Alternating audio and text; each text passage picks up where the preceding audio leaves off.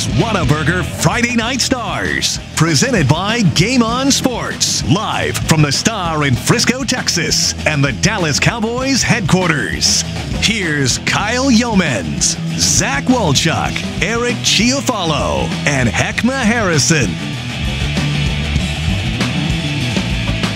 Whataburger Friday Night Stars, 3 down, 3 to go in the Texas high school football playoffs. Oh my goodness, it has been a ride so far, and that ride is halfway over with. It's sad to think about that we have 3 weeks left of Texas high school football in 2018, but with that being said, it only ramps up from here. Thanks for joining us here on Whataburger Friday Night Stars. We're live from the Star in Frisco. Glad you're with us, whether you're on YouTube, Facebook, Vimeo, or Twitter. Kyle Yeomans alongside Heckma Harrison, Zach Wolchuk, and Eric Chiafalo. Boys, are you as excited about the regional finals as I am? Wolchuk couldn't sleep last night. This dude was blowing me up at 3 o'clock in the morning. Say, dude, I am so hyped. Can we just start the show now? I don't think I've slept all week. He wanted to do a pregame show from 8 o'clock this morning until right now. We should have stayed on the air, I think, this entire time. We should never have gotten off the air last week. We should have stayed on through Saturday, Sunday, and this week especially. Now, that's a bad idea, but definitely. No, heck, you can do this. There have been some. Caffeine. We got an IV in you. You'll be fine. Yeah, wives and kids and all those great things. But at the same time, guys. And that's a you problem, bro. We ain't got none of that.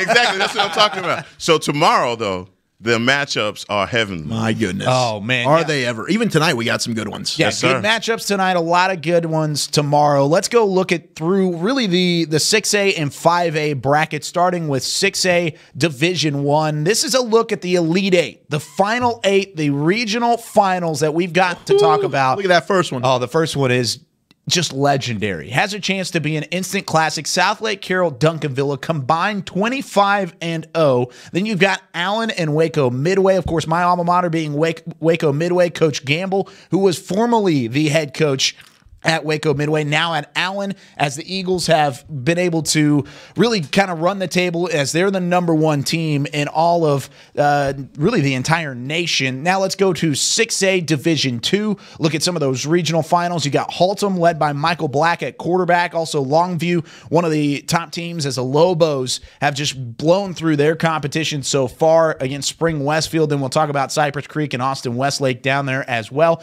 Let's go to 5A Division 1.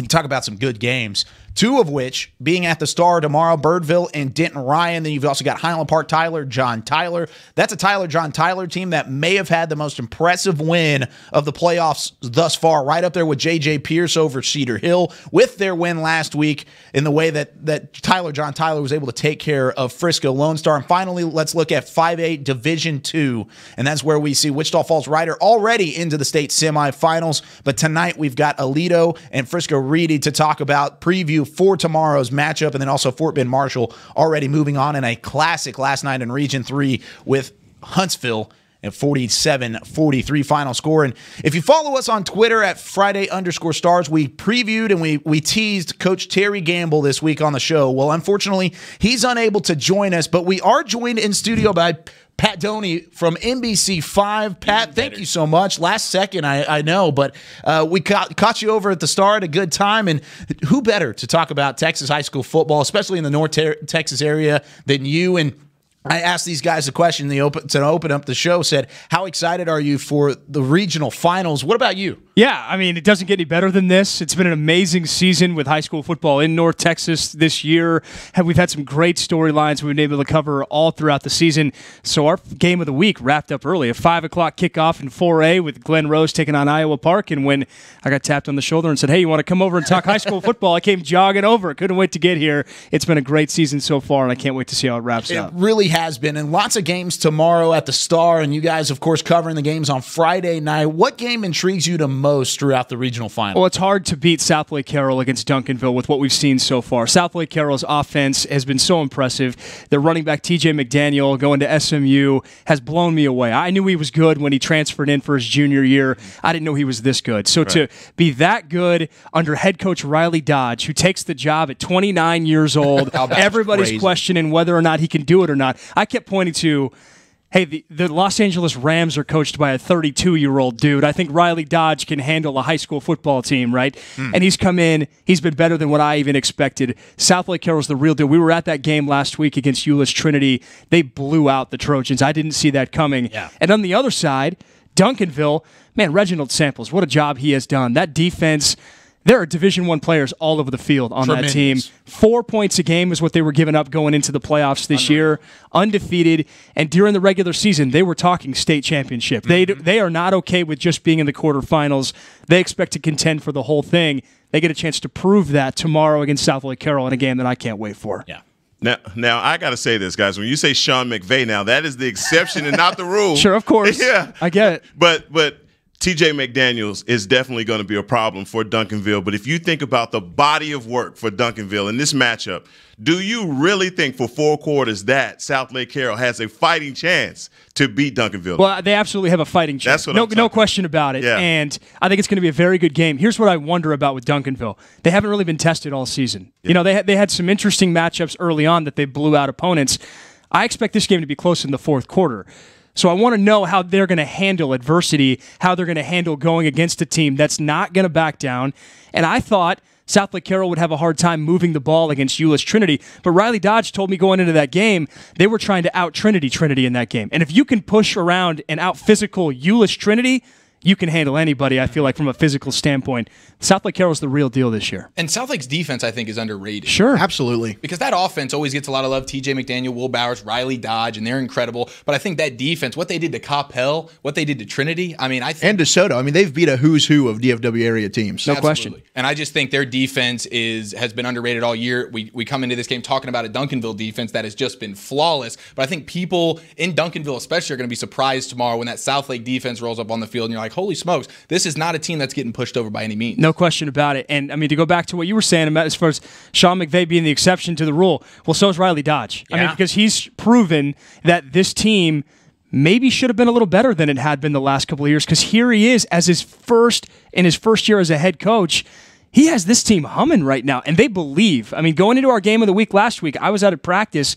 You should have heard him giving the speech to his players about I wish I could trade places with you, and I would give anything to be another. And these guys, I just hear the Friday Night Lights music playing in the background, and I'm like, give me a helmet, coach. I'm in. I mean, whatever it takes.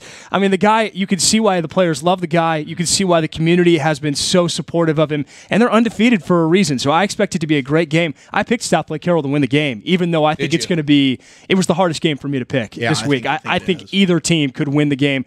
Duncanville is outstanding, and it would not shock me at all if they win the game as well. Wow. It's kind of crazy to think about, because on Friday Night Stars all year long, we've looked at Duncanville, like you said, how they were talking state championship. We were thinking the same thing. As legendary as that defense has been, we were looking at the Panthers to make a run for a state championship, but then you look at it and Southlake Carroll's waiting in the wings. And so that's how legendary of a matchup this has a chance to be. What other games kind of intrigue you? We talked about that Birdville-Denton Ryan matchup a little bit last week. What are you looking at in that match? Yeah, so we did a feature on NBC5 with the Birdville backfield. Ladarius Mixon and Stone Earl, running back, quarterback. One is African-American and one is white, and yet they're brothers now. Because Stone Earl, the quarterback, his family took in Ladarius Mixon when they were both in 7th grade. Ladarius grew up in Alabama. His mom, a single mother, asked a relative if Ladarius could move in here in North Texas to have a chance at a better life. That lasted for a few months, and then the relative said, we need you to move back to Alabama. We can't do this anymore.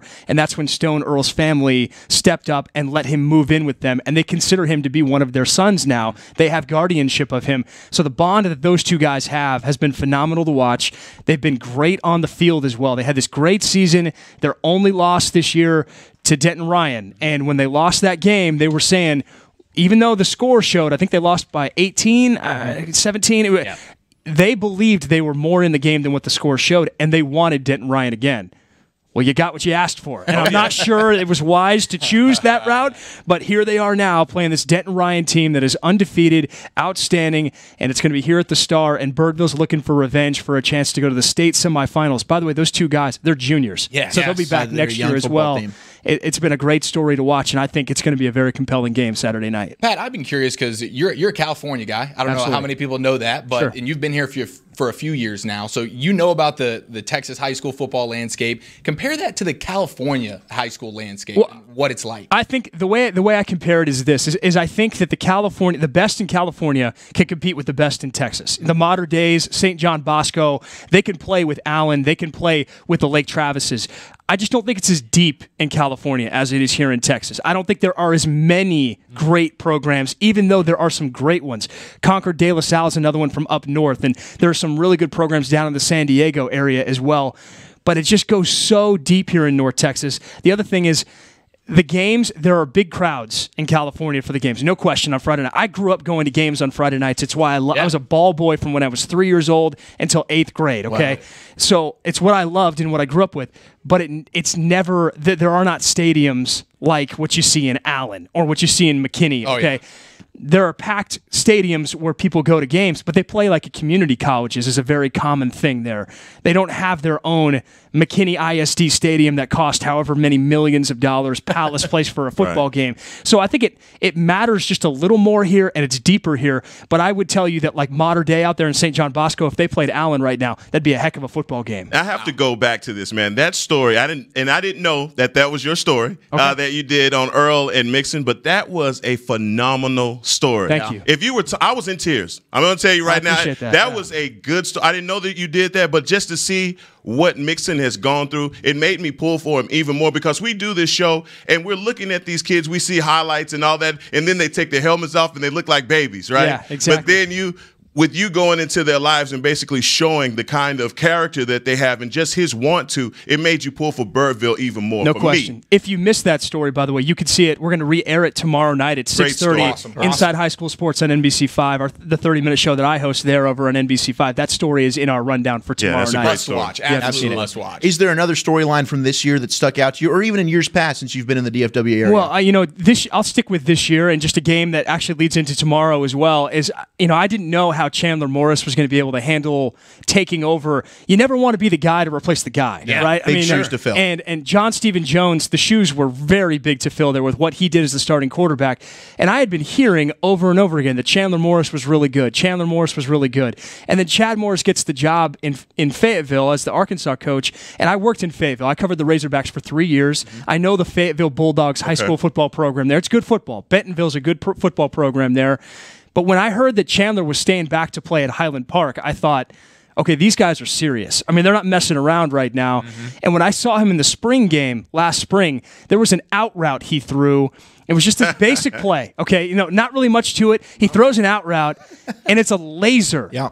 And I'm like, okay, that guy's got a little something. So I mentioned it to Randy Allen, and he said, haven't had a player be able to throw an out like that since Matthew Stafford. Yep. And I was like, okay, now there's really something, right? Thank you for validating. There you go. Me, right? So I pointed that out last week. You did? No, he's amazing. Isn't he has a cannon. I mean, and he can move, and he's fluid. He's a junior, and he's coming in. He's had this amazing season. What is it? 28 games in a row. They've won now. They haven't lost since August of 2017. So now they're playing this John Tyler team that you were talking about earlier, playing great ball. I thought Frisco Lone Star was going to win that game. I think so Lone too. Star's great. It was a shocker when we saw that final. So they've been upsetting people over and over and over again, and so now can Highland Park keep it going? Can they continue? And I think Chandler Morris is going to be a big key in that game because he continues to just play at this high level. I think he's going to be a big-time college quarterback now. And standing next to him, he's bigger next to him than he looks on the field, and he's only going to fill into his body more because remember, he's only a junior as well. He has another year. So his arm... We're littered with young underclassmen at quarterback. No question about it. And that game tomorrow with him and then Devlin Woods on the other side of the field, that's two good quarterbacks. I mean, that game should be one of the best games of the day. We talk about Southlake Duncanville. That game tomorrow should be unreal. Not to mention the story of the year. You want to talk about the story of the year is the Halton Buffaloes to me. Oh, sure. I mean, undefeated. Black, and Michael Black's a favorite here. Michael Black, 4 touchdowns last week. I don't know if you guys heard, but I heard that his mother passed out during the game and had to be attended to by the medical staff. He didn't know about it till afterward. I mean, so she's okay. But, I mean, just all this stuff going on. But now they're playing this game against Tascosa, who's upset, and it's just like, at what point is it not an upset anymore? Yeah. And they're playing in Lubbock, and it's going to be pouring down rain from what we're hearing. Maybe Kickoff some at snow. 3:30. I was going to say. I mean, it's all. I mean, literally, they're not sending their cheerleaders and band to the game because they're worried about traveling condition. Haltom's this year, so this weekend. So they're going and they're headed out there. What a story, man! I mean, who had them even going to the playoffs before the season started? No one. And then to go undefeated. In playing that the way they district are. as well. I know. The Trinity District of and other Doom. teams, Here they are.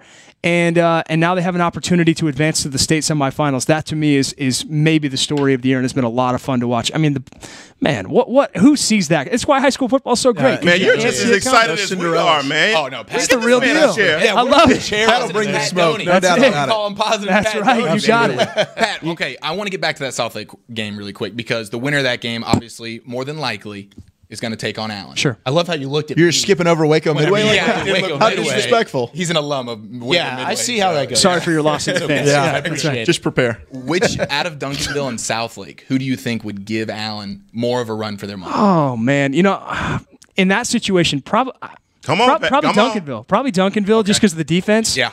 But I think they're both. I think they're both are going to compete with Allen. I mean, Allen last week against the Woodlands, that was not. Easy. Wasn't a They gimme. didn't roll him. And the way. Rockwall, same thing. Right. I have to say about your alma mater, Midway. Thank you. What a turnaround for them. Yes. I mean, we were at the Cotton Bowl when they played Mansfield Lake Ridge the second down week of the 10-0 season. early. It was 10-0 and it started raining and the coach is like, "We're out. We'll go ahead and just call this a draw." And I didn't blame them. They were getting rolled. I mean, it looked like it was going to be 40-0 in that game. It was not close. And then for them to turn things around, and they were down 24-0, I think, at halftime last week. Yep. And they came back and won the game. I mean, that's an amazing turnaround for them. I still don't think they have a chance against Allen, though. I mean, Tisdale, Fair point. Theo Weiss. I mean, these guys, they're so loaded. Yeah. You ask me who gives them a better game. I mean, I think Southlake Carroll could control the clock, which might be a key, to go to your Dallas Cowboys route. That's worked for them so well. Sure. And so running the ball with McDaniel might work. But Duncanville's defense is so good that I think it's tough for anybody to move the ball, and it's going to take a 13-10 type win, which Allen's probably not used to. So, I think Duncanville might be a tougher matchup for Allen, but I think either of those two teams can beat Allen, though I'm going to pick Allen in that game. Probably. Gotcha. I got to ask you, in all the years you've been watching football, have you seen the weather play a significant impact on games as this year in DFW? Miserable. I mean, it's just been absolute. We counted it up. This was the 9th big game Friday in 2018 on NBC5 that was impacted by weather. Wow. That we were going to go to Aledo Reedy tonight, which is also a great game we didn't get a chance to get into yet. Game. Can't wait for that one tomorrow. And they had to postpone it to Saturday or push it because of the weather.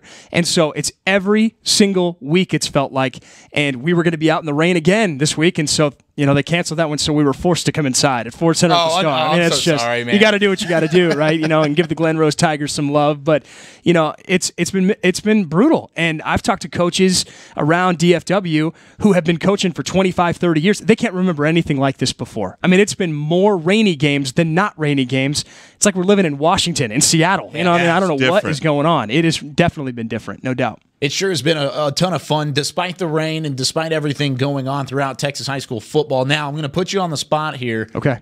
6A Division I.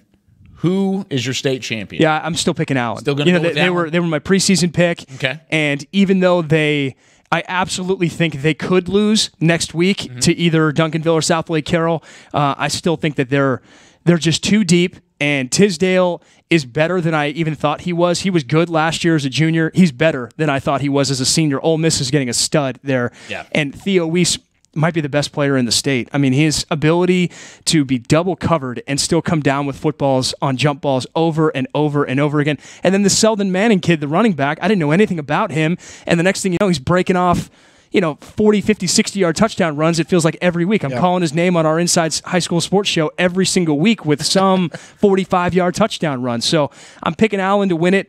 But again, I think that game next week is going to be a classic after we have this classic tomorrow between Southlake Carroll and Duncanville. Should be a whole lot of fun. Pat Doney, NBC5. You can find him on Twitter at Pat Doney, NBC5. It's convenient. His Twitter Twitter there you go. Right. handle. I like it. I like how Pat you Doney. put that one That's there. it. But thanks so much for joining us here on Whateburger Friday thank Night you. Stars. Thank you, guys. Previewing Pat. everything in the North Texas area. When we come back from the break, we're going to talk about those matchups, go in depth, and maybe we'll shout Pat Doney out a little bit more later tonight because of some of the things that he said and some of the stat lines that he said. When we come back here on Whataburger Friday Night Stars. Enjoyed it, guys. Thank you. Thank you. That was all.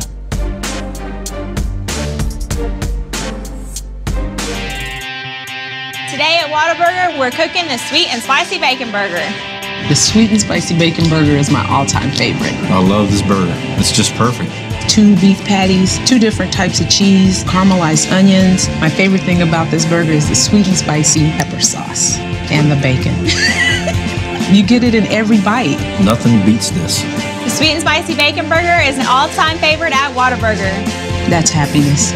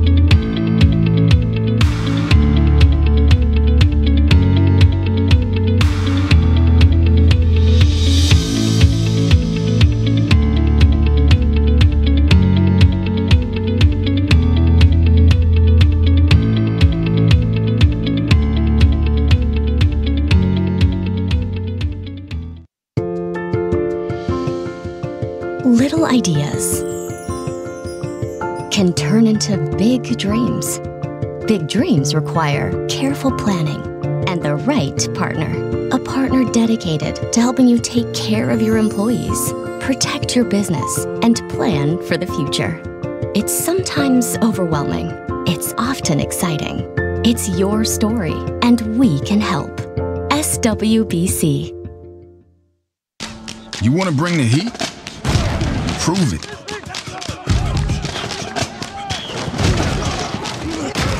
With carbs to help fuel muscles. And electrolytes to help replace what you lose in sweat.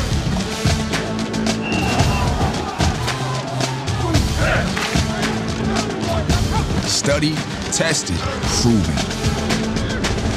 Nothing beats Gatorade. On a Forbidden Fansville by Dr. Pepper.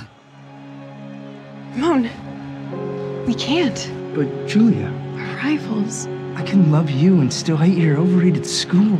We have 2 different defensive philosophies.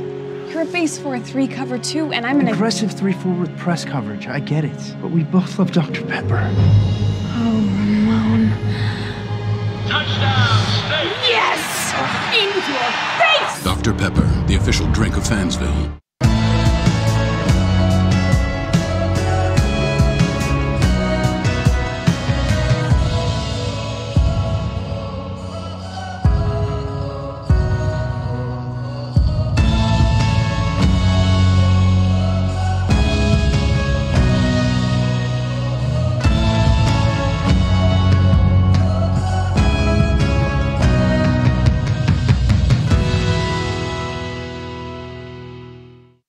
Hey football fans, check this out. It's called FanTag, the easiest way to get video highlights from all of your games. As a parent, I know the value of capturing our kids' special moments on video.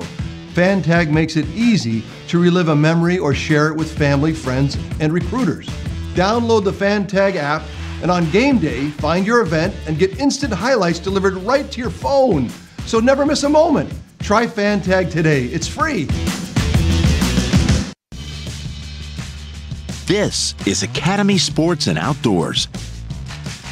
We offer a huge sports and outdoors selection of top name brand gear like you've never seen. All at low prices like you've never seen. Because we're a sports and outdoor store like you've never seen. Visit us in store or at academy.com for the guaranteed lowest prices. Academy Sports and Outdoors, for all for less.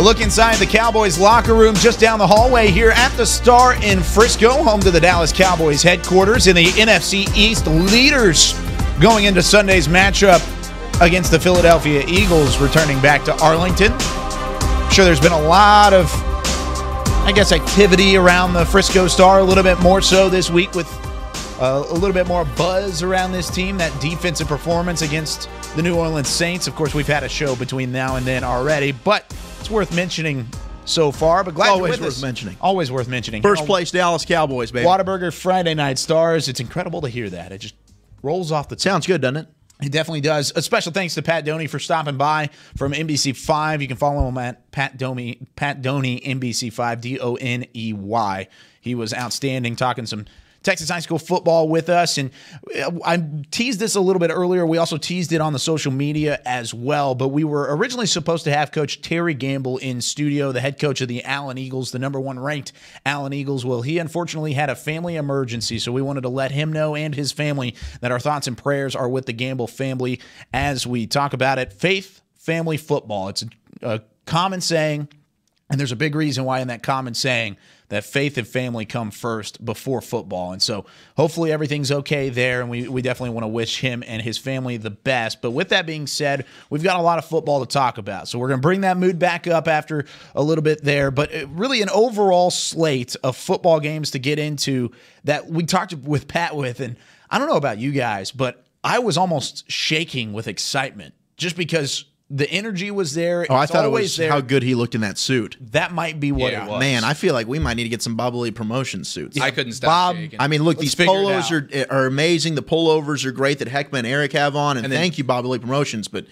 man, did you see that Pat? was looking dapper. Did you see that Pat? was looking incredible. Goodness me. Absolutely incredible. He put us all to shame, but that's not really hard to do. I mean, look at us. But I mean, not for Heckman, myself, and Eric. For you, it's a different story. Whoa. Easy. Watch it. Okay, let's get into some Texas high school football before we start throwing hands over here. But starting with 6A Division I, and we'll go to Region I to start things out. And this, by far, has to be the best game of the weekend, at least on my slate. There are a lot of good games, but I don't know if it gets any bigger than Southlake Carroll and Duncanville. I mentioned this earlier, 12-0 Duncanville, 13-0 Southlake Carroll. And you saw how they got there. Well, now look at the comparisons. And that Duncanville defense has been absolutely dominant, special, whatever you want to call it, whatever adjective you want to throw out there. Historical. It's right.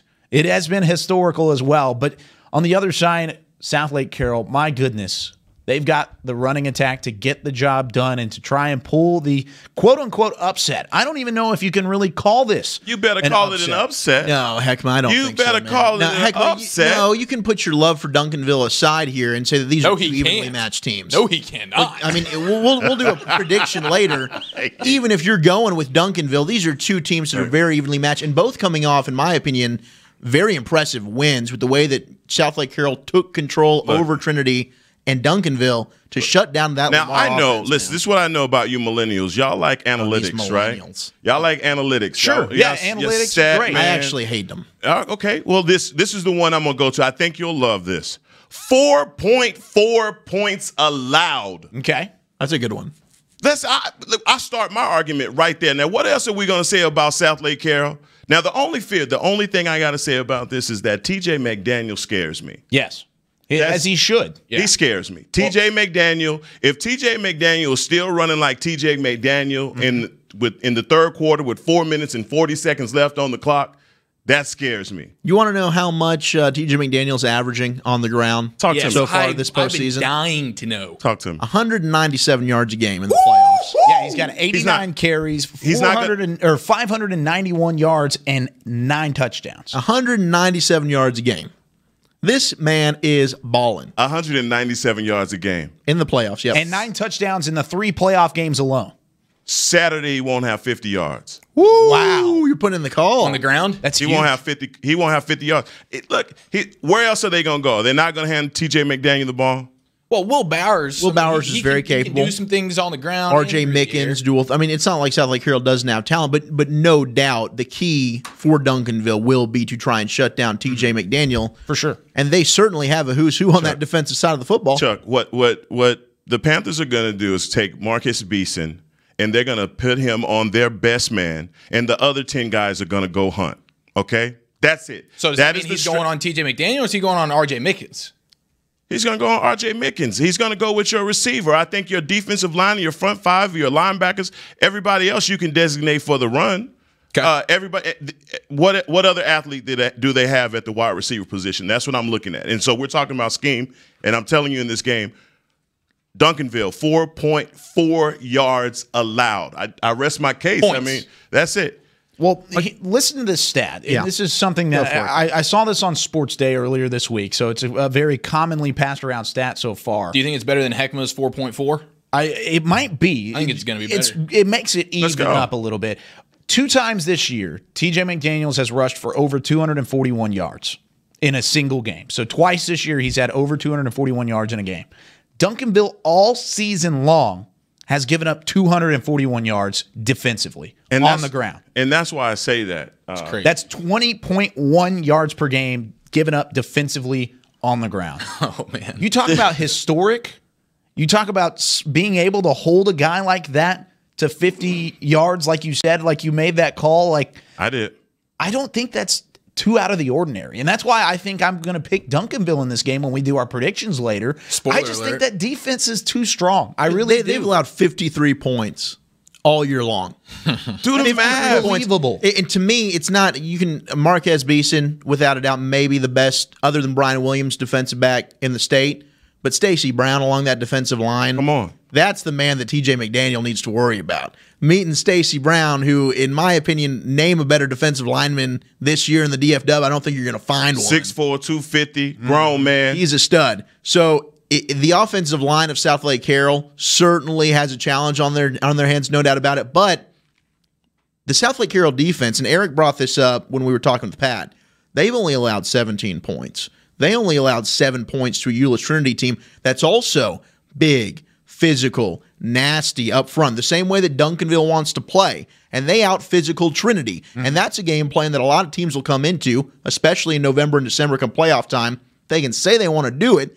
Doing it's a different thing. Southlake Carroll did it. I think who they beat, the way they beat them last week, makes this game, to me, a lot closer than it would have been 2 weeks ago when you look at the body of work that Southlake Carroll's put out there so far in this playoff run. And really, Duncanville, outside of last week's game against Arlington Lamar, they have not really been challenged this year at all. But can we agree that Duncanville is not Euless Trinity? Yes, completely. Their defense is the best in 6A football. No doubt about it. Southlake Carroll hadn't seen a defense this athletic and this physical yet this season, no doubt. You also got to look at the offense as well, though, for Duncanville. They've got that's what's lost in this. The defense has been so good. You look at the offensive side; they still put up 52 points per game. They still have a guy. There's a guy who I haven't even said his name all year long, and Tristan Smith, the running back for Duncanville. He has 18 rushing touchdowns. You still haven't said Jaquindon Jackson. I know. Well, Jaquindon Jackson, we've talked plenty about. We've talked about Jackson all year long. He's incredible. We've talked about him basically every show. We haven't even mentioned Tristan Smith. He's forgotten in the luster of that defense and the luster of Jaquindon Jackson. Great player. That's kind of like how Pat is with Theo Weiss and Tisdale. Yeah. The running back gets lost in the shuffle because you have so many dynamic players. Yeah. Look, they got ballers. Like you said, it's the who's who of D1 players on both of those teams. You tell me to put my fandom for Duncanville down.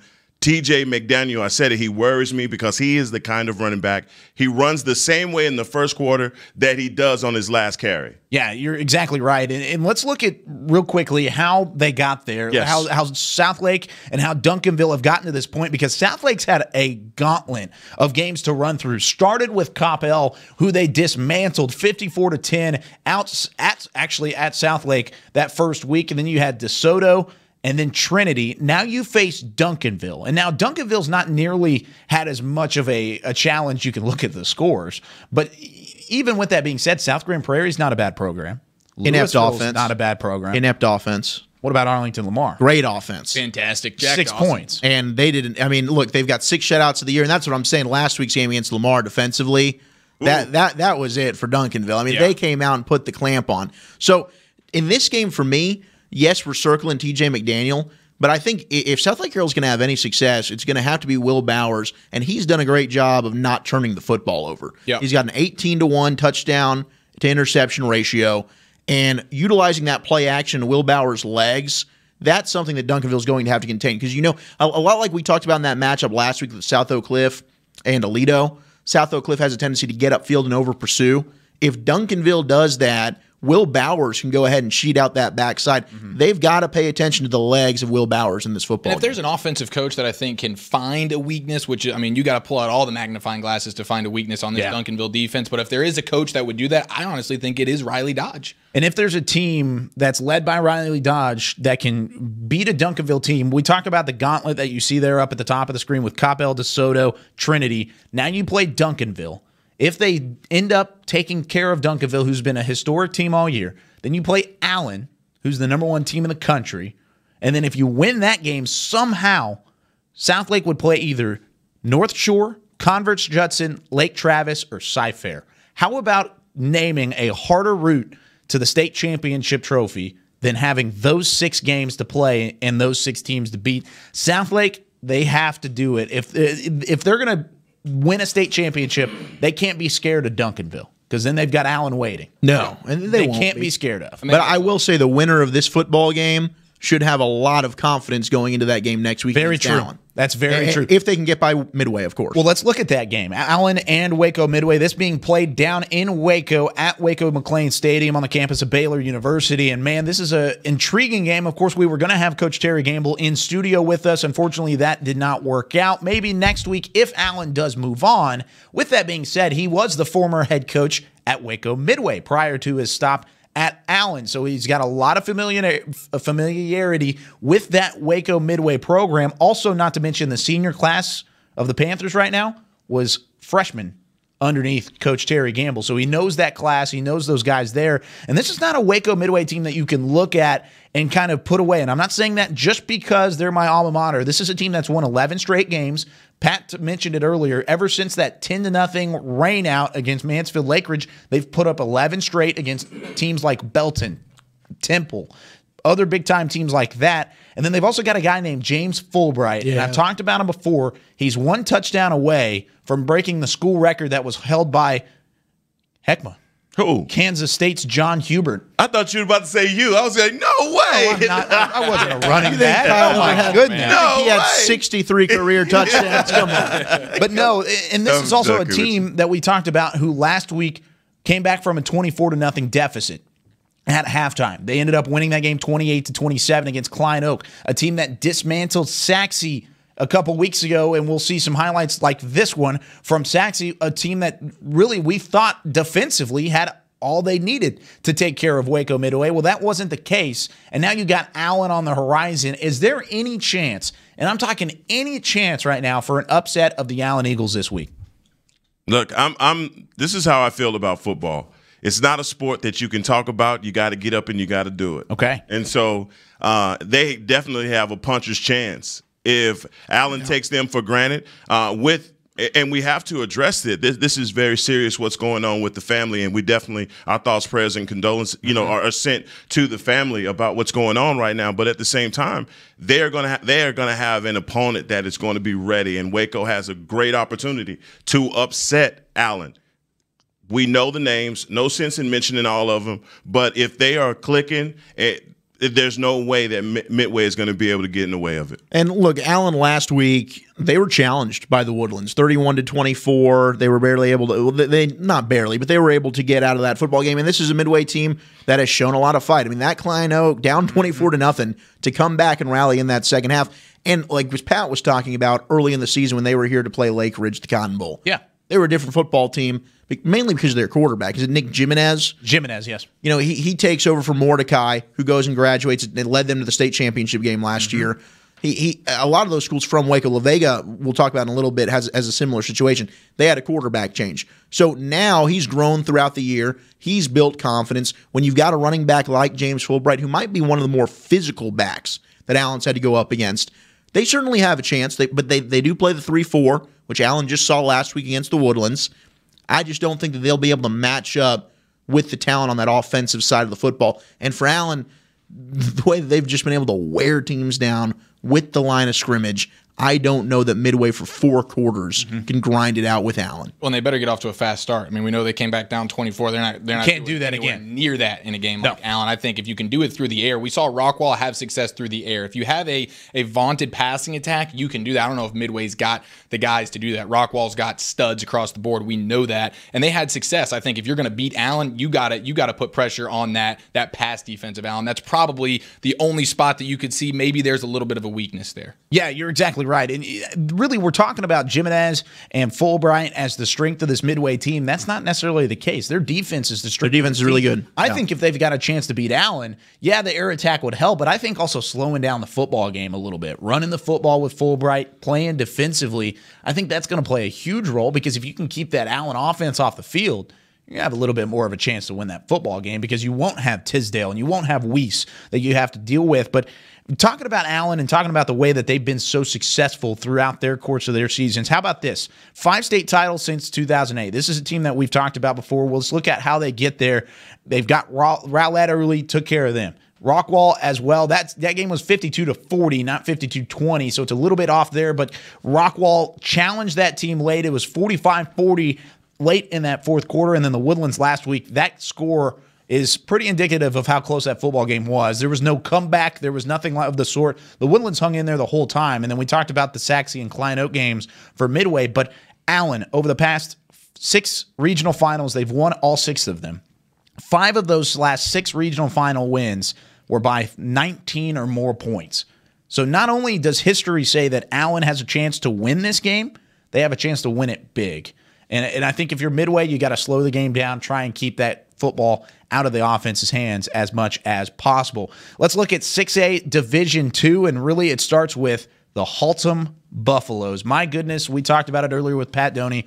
What a story with the Haltom Buffaloes up at the top, beating Hebron last week, and now they get a chance to fight the upset-minded Amarillo-Tascosa team, which also Pat said, when is it an upset anymore? Because Tascosa's been running through teams in the Dallas-Fort Worth area the last 3 weeks. They beat Mansfield-Lake Ridge last week pretty handily, and now they're sitting at 10-3, and they've got a chance to knock off the big dog in the Haltom Buffaloes, but Michael Black has a little bit to say about that one. Oh, yeah, Michael Black is incredible. Again, this game's going to be in Lubbock, so weather might be an issue. There's been a wintry mix or whatever they call it since last night, and it's supposed to slow down before the game gets going, but the snow, the wind, the rain, the cold, it's going to be a factor in this game. Now, that kind of bodes well for both teams, because we know Haltom can run the ball, especially with Michael Black, incredibly well. And then Tascosa, they want to run the ball. They want to run the ball so bad that last week when they beat Lake Ridge, they didn't throw the ball one single time. Unbelievable. Yeah, that's what they do. Look at the stat sheet. Yeah, they threw the ball 0 times. They scored 43 points. They won the game. They ran for 423 yards on 59 rushes. That was all of their offensive plays. And it's DeAndre Campbell, and then it's Joseph Plunk. And Plunk's their quarterback. He doesn't do too much through the air. Last week, he had 118 yards rushing on 27 carries. And then Campbell, 150 yards, 3 touchdowns. They want to run the ball, absolutely. If the weather's bad, they want to run it even more so. But you look over at Haltom. I mean, my goodness, the best season they've had in school history. Michael Black last week, and he's everything for them. 200 yards through the air, 188 on the ground, 4 rushing touchdowns, and those designed runs. I got a chance to watch that game against Hebron, and Hebron was a great team, a lot of great players. But Michael Black, man, when they need it most, he designed run. It's not even like he drops back and then takes off when you're not expecting it. It's designed. You see it coming. You know it's happening, and we're going, baby. Yeah, it's a strength for him. It's just crazy, that style of Tascosa, when you look at it and the teams that they've played the last couple of weeks with Arlington and Lake Ridge, which are high-powered offenses, and that run-heavy style, it's just such a clash with these DFW high-powered offenses, because you wouldn't think, like, all right, if they get down at all, how are they going to be able to muster enough firepower to come back with that ground game? But it's so dominant, they've been able to make it work. And against a Haltom team, like you're saying, Eric, with Michael Black, they're a team that, and they fought back from adversity several times this year. They've gotten down and come back. He is just Joe Cool back there, man. They call his number. Michael Black is going to serve it up for you. 48 total touchdowns for Michael Black, 2,500 yards through MVP the air, season, 1,500 yards on the ground, only 2 interceptions. He takes care of the ball. Now, Haltom last week gave up 180 yards on the ground, and against a Hebron team, I honestly think, hey, you actually did a pretty good job, because they do things through the air too. If they can just slow down that Tascosa run game, I think Haltom's in great great shape tomorrow. Yeah, I got a few guys for Haltom that last week they played lights out. Linebacker Justo Perez and safety Kenyon Shannon. Guys had a great game for Haltom. We do a lot of talking about Michael Black, but it's the defense that's in there really holding it down for them. But it's the dream season that the Buffaloes are having. And it started literally, I believe, if we can point to a moment, it's the Euless Trinity game where everybody was thinking that, okay, you guys are 4-0. Now you're going against Trinity. Now it's going to come to an end. And they rolled on Trinity. And I think everybody at that point, this team is worth looking at. They are actually, and Michael Black is really, really, really, really good. Mm-hmm. And so I hope that they win this game. But I know that Tascosa is a throwback school. I love Coach Plunk and what he does. They threw the ball one time last week. I mean, how do you get through a football game throwing the ball one time? They just turn and they hand it off. If it's 3rd and 18. They're running the ball. Yeah. So, and Haltom ran for 300 yards last week. So, I mean, both of these teams can run the ball really well. Advantage on the passing attack to Haltom, but you wonder how much the weather is going to slow that down. This is probably going to be one of those slugfest, just run the ball, play defense, and take care of the ball. Haltom's proven they can not only take care of the ball, but they force turnovers. They forced 2 last week against Hebron. They can do that. Like those guys you mentioned, those guys force turnovers. This is a fun season for Haltom. I'm picking them in this game just really because of Michael Black. I think he's the better quarterback, and he can just do it in so many ways. And you talk about two teams that are battle tested. How about Haltom having to go through Hebron last week, having to go through Midland Lee, who was in the same district to 6A as Tascosa, and then also you had the Bowie game earlier in the year in the first round where Haltom squeaked past. 6-point win against Arlington Bowie, a team that I know, Zach, you were very high on early in the season, and a team that kind of struggled throughout, but still a tough game and a game that they needed Michael Black to pull that one out. Yeah, they had to fight back. They really did. And you move on from that. And now you look at Tascosa on the other side. This is a team that won that district that also had Midland Lee. And Midland Lee, 42-27. It wasn't a close game, but it was also a very physical game that Haltom definitely talked about later and said, hey, we had a little bit of trouble early on. And as we look at how they got there, Tascosa is the same thing. Pebble Hills, Arlington, Mansfield, Lake Ridge, you have to say that Tascosa's had the tougher route throughout their regional so far just because of having to face Jahari Rogers and the Arlington Colts, having to face Lake Ridge and what they've been able to do this season despite some injury concerns. I think either one of these teams could go into this game confident in what they have been through already in the postseason and what they're able to do if they come up against each other. That game being tomorrow at 3 p.m. So let's go from there into Region 2 at the 6A Division 2 level. Longview and Vandergrift, of course, last week Longview moving on, and then Spring Westfield knocking off the magical season of Mesquite Horn, or I guess magical last couple weeks of the season for Mesquite Horn, because they started 0-7, then won 6 straight to get to the regional semifinals before their Cinderella shoe didn't fit anymore. But a quick look at this game. Looking at Longview, this is a team that is big, they're physical, they're athletic, and my dad, he works down in Waco with McLean Stadium, and he does some security for them down there, and he's a big football guy, loves high school football, and we talk about it on a weekly basis. He goes, man, I've never seen a team like Longview and the Lobos, as physical as they are. They walk down on the field and they demand respect and intimidation, and that's what you're going to get from Longview as they get ready to face the Spring Westfield Mustangs. You can't really look at the Mustangs, though, and see 12-1 and say, hey, they're out of this game right now. No, not at all. And I've said it. I think Longview is the best team in 6A Division 2. I'd love to see them get to take on. If it's Allen that moves on from 6A Division 1, if they had a clash of the 6A state champs, that would be gold. That'd be great. That would be gold. But I know Heckma, you've had your eye on the Spring Westfield team, and the way that they came out and dominated last week against Mesquite Horn was not a shocker, because you talk about the physicality of Longview. They got some size, they've got some strength, and they play some physical football over there with Spring Westfield as well. Yeah, Spring Westfield is going to do what they've been doing, and that's out-bully the bully. And they have an opponent in Longview that is going to be up to task. This is one of those heavyweight matchups right now. Yeah. In Division 2 6A. And the odds makers couldn't have picked it better for these two teams to meet up, because I'm telling you, it's going to be a slugfest. Yeah, and the thing about Longview, I think that the stat that jumps out to me with them amongst a ton of them, they have so many great players, Haynes King, all these guys, 65% complete or conversion on third down. These guys on third down are incredible. They keep drives moving, not only because of their quarterback, Haynes King, but they can run the stinking football with Keelan Williams and Jesse Anderson, who is just an absolute bowling ball. You talk about a physical guy. Holy smokes. He's the one guy you want to tackle. That is not a guy you want. And then Keelan Williams, he's small. It's complete opposite. 5'5", 150 pounds, scat back, who can just run all over you as well. I just think, man, Longview's got so many options offensively because you haven't even gotten to Camden Perry and Haynes King and what they've done this year, which stout, is man. insane. All year. I mean, they're just like you said. If we could get the Allen and Longview matchup, that's I think the matchup of the state.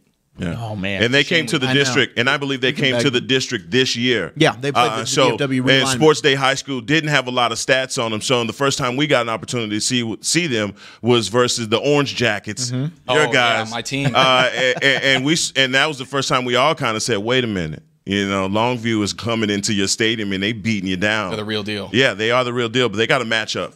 This is a really fun bracket overall, looking at 6A Division II, and you look at some of the teams that Longview's had to go through Coppice Cove. Of course, we had that matchup that was here at the Star with Prosper, where we thought Prosper had a chance.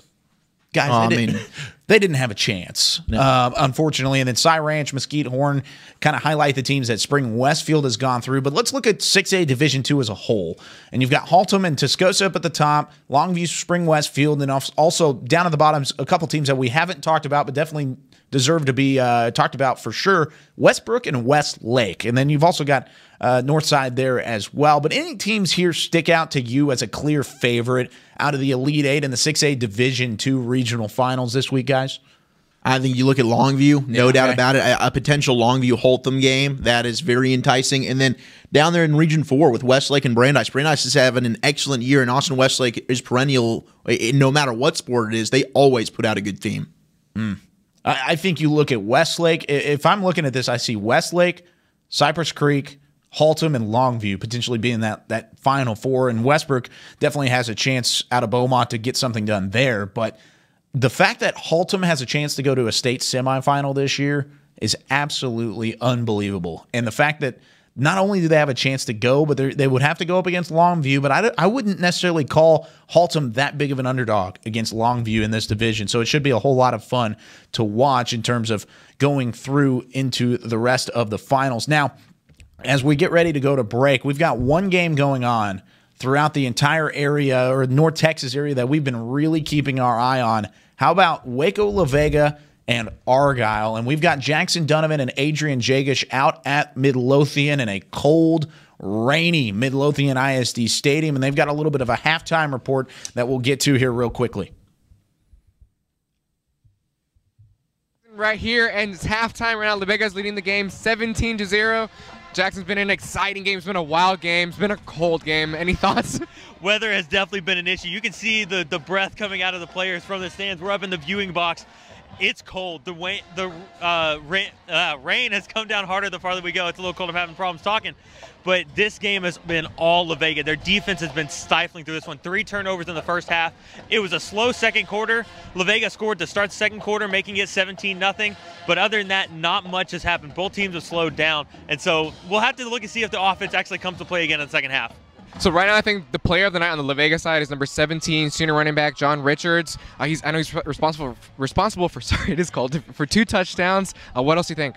He has been an absolute workhorse. They're giving him the ball probably about 80% of the time. They only have 1 pass attempt, and it was incomplete. All their offenses come from rushing. Whereas on the flip side, you look at Argyle, they're trying to air it out the whole time. I understand that is their team's identity, but when it's wet and it's cold and you're having problems with the center and the quarterback, you have to be able to put the ball on the ground. La Vega has done that, and that is why they're winning this game right now. And John Richards has been the #1 key to their success.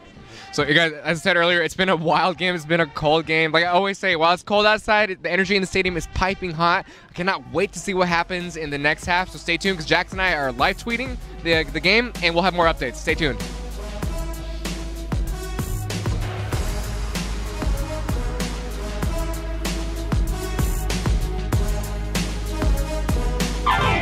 Nothing works up my thirst for an ice-cold Pepsi Cola like getting buckets. Whether I'm breaking ankles or breaking hearts. Hey, Drew. It always brings the refreshment, and I've been drinking it a long time. Drew, how old are you anyway, man? Doesn't matter. Uncle Drew, in theaters, June 29th. The future tastes good.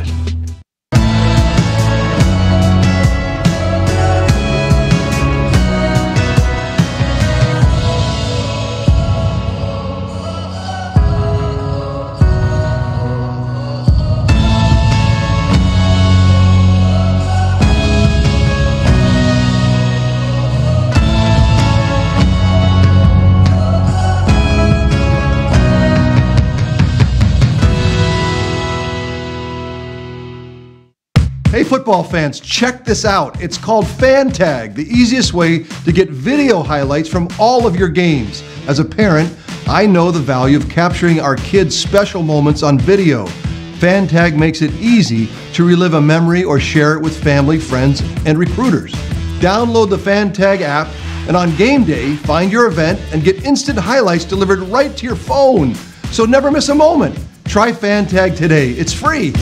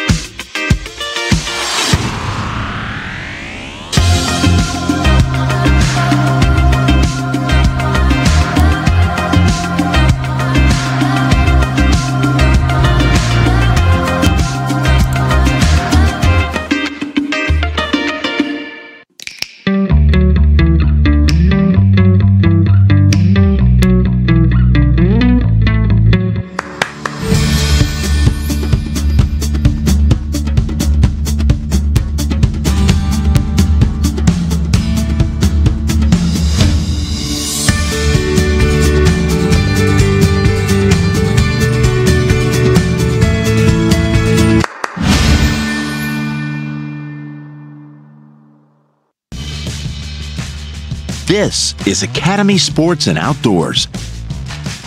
We offer a huge sports and outdoors selection of top name brand gear like you've never seen. All at low prices like you've never seen. Because we're a sports and outdoor store like you've never seen. Visit us in store or at academy.com for the guaranteed lowest prices. Academy Sports and Outdoors, for all for less.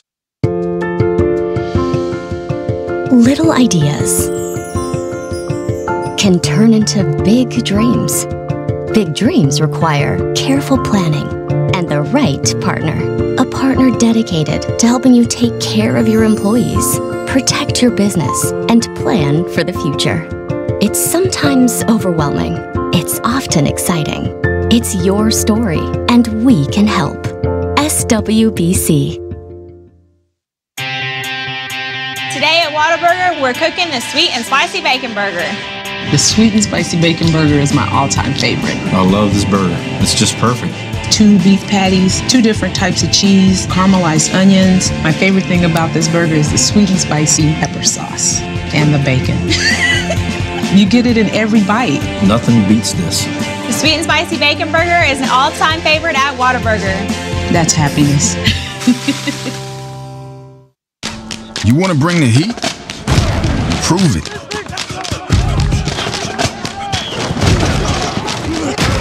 With carbs to help fuel muscles. And electrolytes to help replace what you lose in sweat.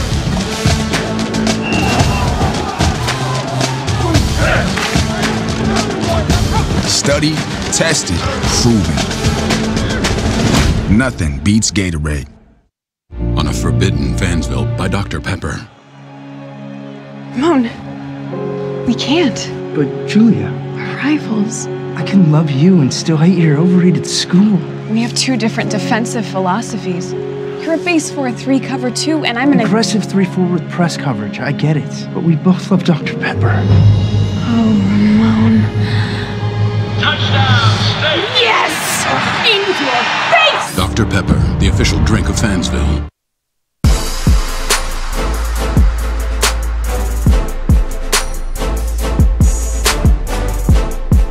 Oh, what a scene inside the Star in Frisco, the quote-unquote atrium at the Star, home to the Dallas Cowboys offices. You see those up above. That's just upstairs. It's a little bit prettier than what's going on in here, but it's not nearly as exciting with Texas high school football going on. Whataburger Friday Night Stars. Glad you're with us here for hour number 2, whether you're watching on Facebook, YouTube, or Vimeo. Glad you're with us. Presented by Game On Sports. And, man, it's been a fun week so far. We had Pat Doney in studio earlier, so if you haven't, you can press rewind. Oh, man, I can't talk.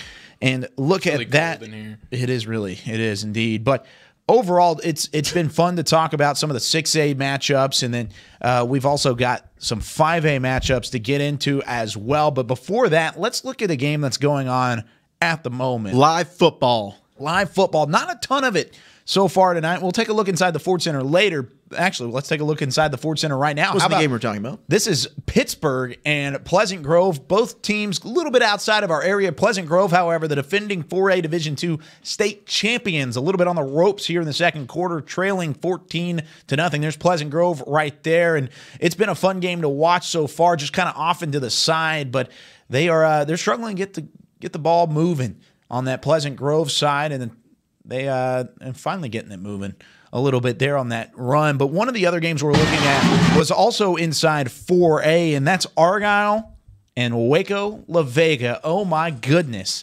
That has been a fun game so far, a rainy game so far inside Midlothian ISD Stadium, and this is right now. I love that jersey clash right there. Look at those colors. Oh, you like Big Boy is moving. Yeah, that kid's really good. Moving. Yeah, John Richards. John Richards is a beast. And this is a rematch game. We've got a few rematch games coming up here in this regional final. This is one as well. La Vega and Argyle played in week 2. Argyle got the victory in that one, 31-29. They had to come from behind. They were down 11 points. They rallied. Bo Hogaboom started terribly in this game, guys. She started 0 for 14. Really got it going in the fourth quarter. Was able to hit Alex Gonzalez with a 20. Richards, man. This dude is, look. Yeah, he's a beast. Jalen Richards is the real deal.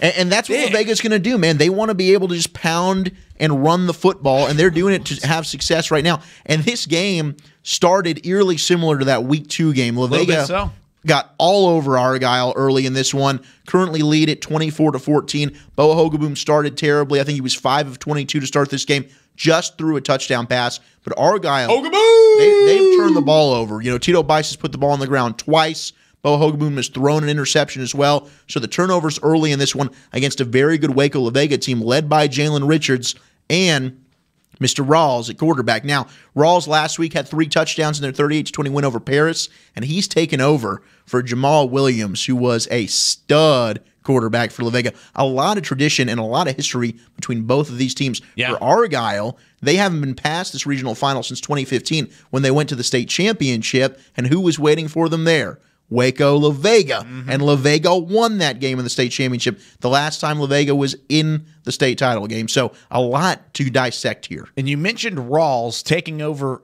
at the quarterback position for Williams. That's not a typo on that graphic. They have not completed a pass this entire ball game.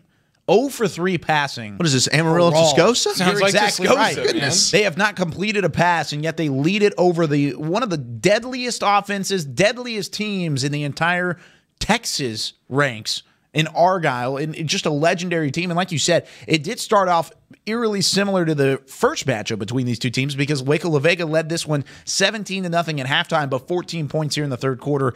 As that quarter comes to an end, Argyle trying to make a little bit of a comeback here. I tell you what, they haven't had to throw the ball because of John Rawls. Yeah. I mean, John Richards has been running it from we saw. And Richards did not play. He did not play in the first game. Well, that's why last week when we were on the show, I mean, the kids from La Vega were basically saying to Argyle, we want you guys. Yeah. And they know what they had up their sleeve. They knew what they had up their sleeve. They knew they were going to bring a running game that they didn't display last time they met. So they were planning to unveil the bazooka today. Argyle showed up tonight thinking, wait, this isn't fair. This guy didn't play last time. What is going on? Who is this guy? Is he even an eligible player? He looks like Maurice Jones-Drew. What in the world? And the way they're slowing down Tito Bice and that running game, only 54 yards in that first half there, that to me, besides even the running game for them, the fact that their rush defense has been so And they held Bice to just 81 yards in that first game as well. So they've been able to corral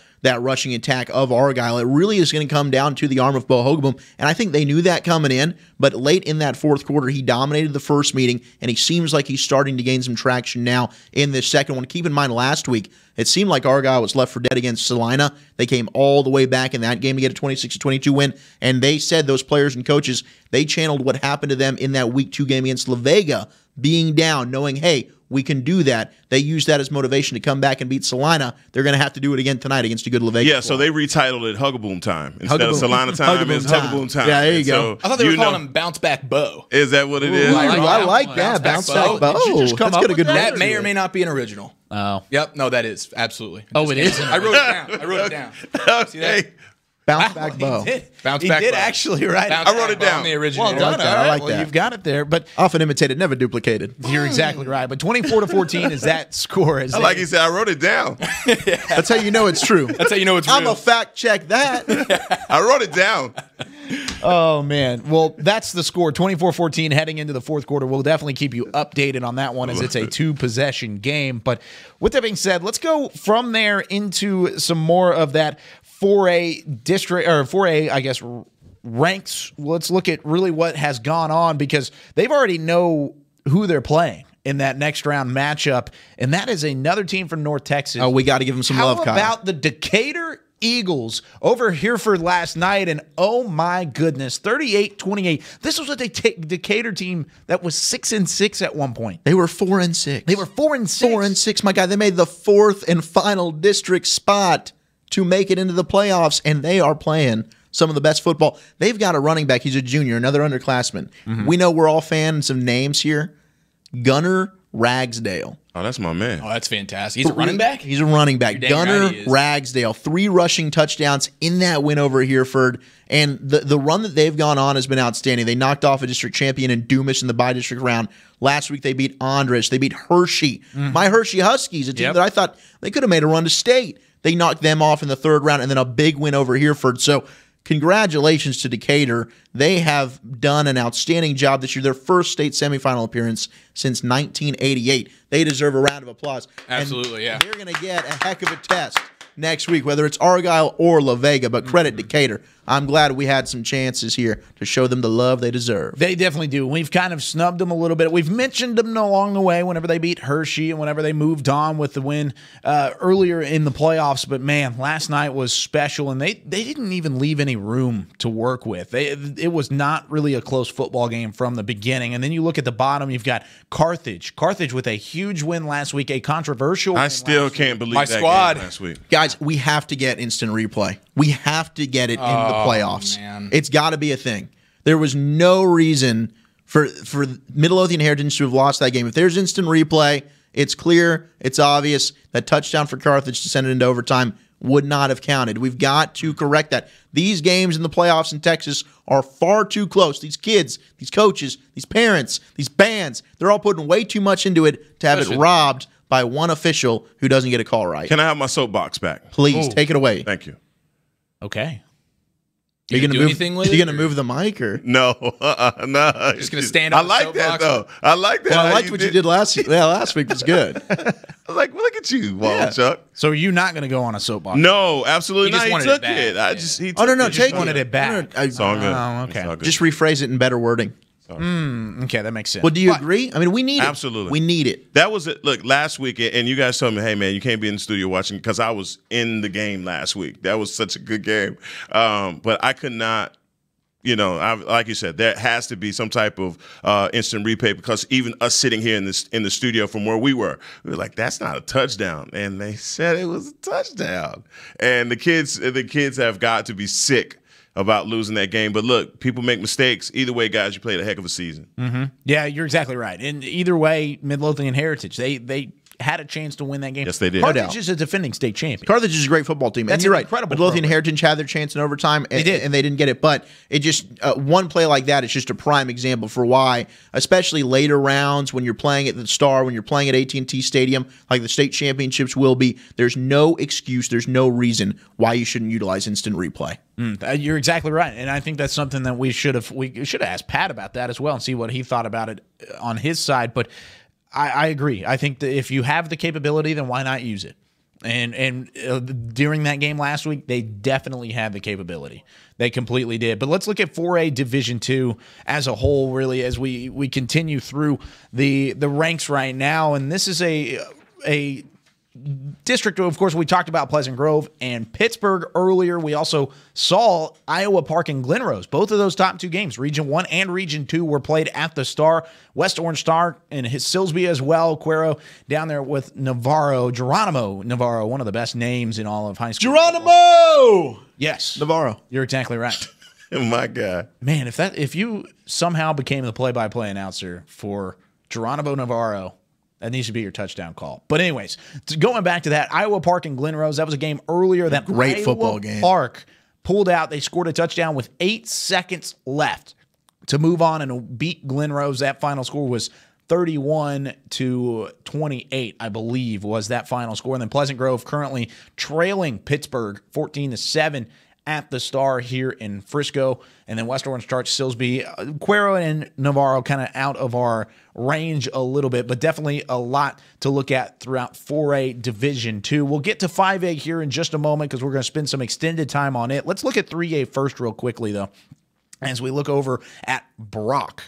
Shallow Water gave them everything they wanted last night, but Brock comes away with a big-time win. They'll face either Atlanta or Malakoff.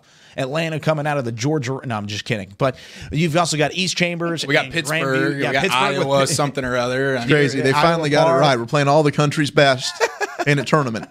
Yoakum and Edna down at the bottom, and then also Grandview, who knocked off number 1 Franklin last week in the 3A Division I regional semifinals. Franklin with by far the best defense in the entire state at 3A Division I. Grandview knocked them off last week, and so they have a strong chance to get to the semifinal inside Division 3A or Division I of 3A. Let's go to 3A Division II as well as we look at this one. This one already basically taken care of, except for Gunter and Holiday. Gunter, a good team that we talked about real early in the season. Canadian moves on with their 19-7 win. You also had Newton. Jeez, Newton and Gunter. Man. You know, I think that's a matchup a lot of people have been looking at. If Gunter can go ahead, but that Newton-Gunter showdown and a potential state championship, oh my goodness. Wow. Yeah, that would be incredible. The fact that I even picked Dangerfield to win that game, and I feel dumb. Because you love Danger. You were close, man. I was not close at all. No, let's celebrate him being incredibly wrong. I was incredibly wrong. 79-12. 79-12. Wait a second. You picked Dangerfield? No way, Kyle. Oh my gosh. That's something you don't say, man. None of us would have known that you. Hey, I'm a humble guy. You know what? We know he's not just lying got to us. humbled. By the way, Gunter is up on Holiday 27-6 in the fourth quarter. They look like they're going to advance. Gunter's an unbelievable squad. They really are, and they've been that way from the very get-go. Have played through a tough district, and now they'll play Canadian out of District 3, 3A. Jeez, we even got Canada playing in this. Yeah, look, it's not just the country's best. We're playing all crazy. North America. But how about Dangerfield, guys? I mean, come on. What a season. Are you going back to that? I'm sorry. Yes. Going back to it. Oh, really thought they had a chance. I know. I thought they had tight a game. chance. You were absolutely. Could have gone either way. You were the worst. Okay, well, before we get into 5A, want to tell you that Argyle's in the red zone. Oh, I like it. Red zone alert, the Hugaboom alerts. Oh my What's that name? Hugaboom time. Hugaboom? Oh, Bounce Back Bo? Bounce Back Bo? Is Bounce Back Bo going to do it again? Has bounced back all the way to his own 6-yard line. Yes. 4th and 25. Should I trademark that, by the way? That's when you're probably going to want to punt that, Coach. Yeah. So Argyle looking to give it back to Waco La Vega with 10.5 minutes left in that fourth quarter. Let's go to 5A real quickly.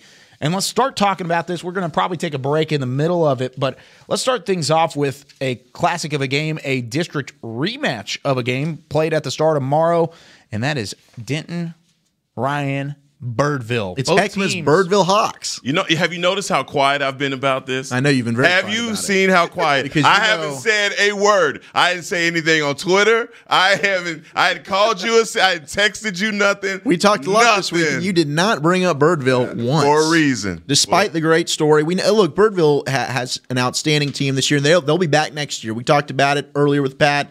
Ladarius Mixon, Stone Earl, that storyline going. They're literally brothers now. It's an incredible story. And Ladarius Mixon on the ground trying to maybe play a little bit of keep away is probably the best case scenario. But you look at this first meeting.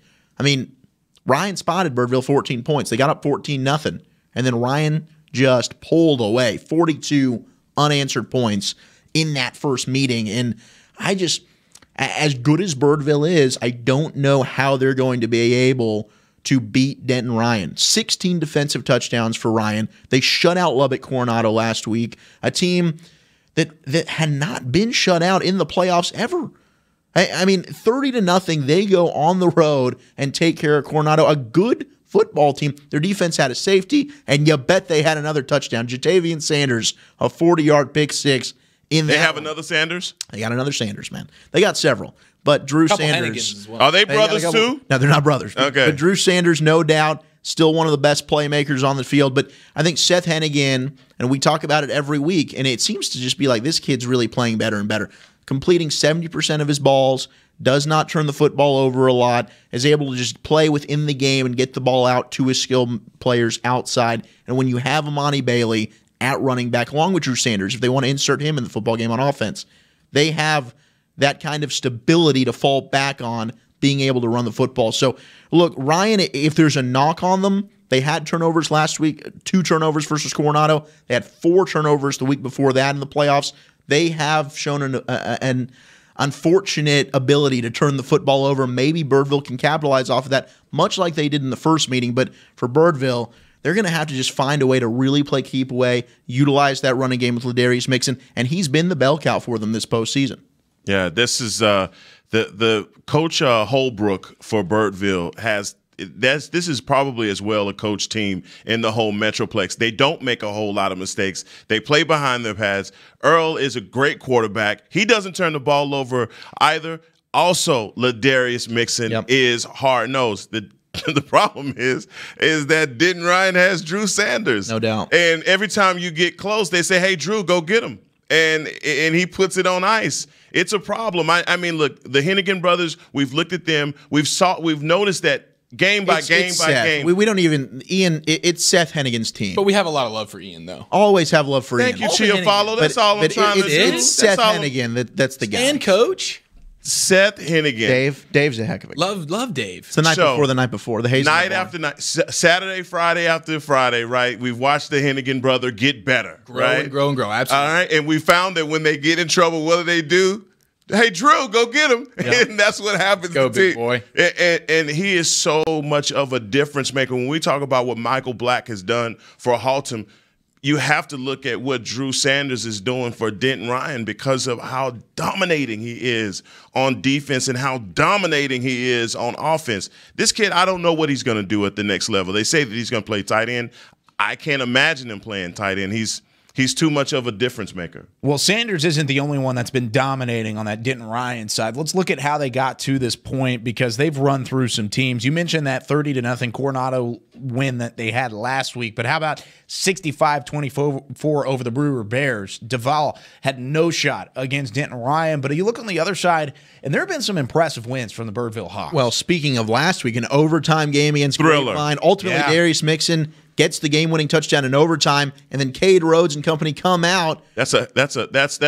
And listen, and I tell you what, Cade Rhodes, I gotta say, didn't mean to cut you off. No, please. That is a horrible way to lose a game. Well, explain how they lost for people that don't know. Yeah, basically, they were in shotgun formation in overtime, and they had was it a fourth? Was it fourth down or was it first down? I think it was their first play. May have been their first play. Their first offensive snap in OT. And they muffed the snap, and Birdville recovers the snap, and game over. But how about that for Birdville, though? They got a rematch against a district foe. Now, they had already beaten Grapevine, so it's a different scenario. They're going to try. It was another close game, though. Very close game, and it was a close game again. They win that rematch. Now, they wanted Ryan again. They felt like they could have played closer with Ryan, maybe even beat Ryan.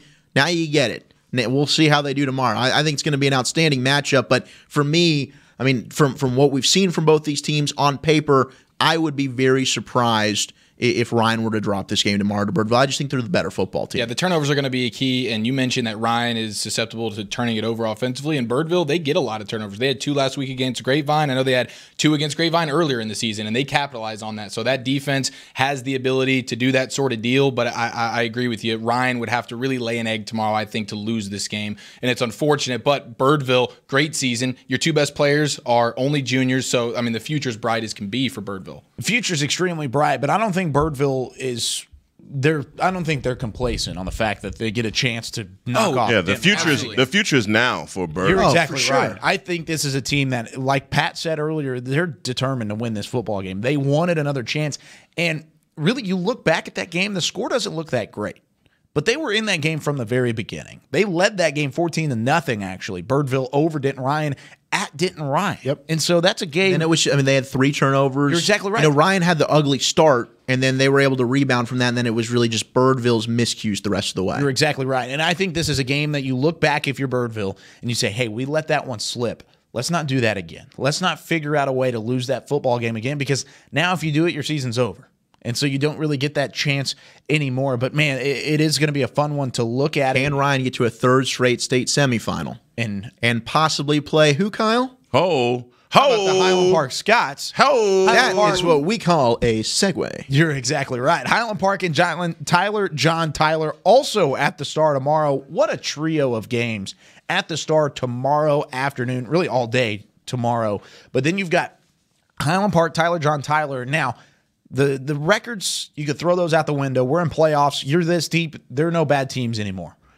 You look at John Tyler in their what have you done for me lately stats have been off the charts with the big-time win last week, 31-13 over Lone Star. The fact that they put up 31 points against that Lone Star defense, already impressive enough. The fact that they slowed them down to 13 points on the other side, even more impressive, if you ask me, because that is a good Lone Star team that we thought was on a collision course to this game at their place at the Fort Center.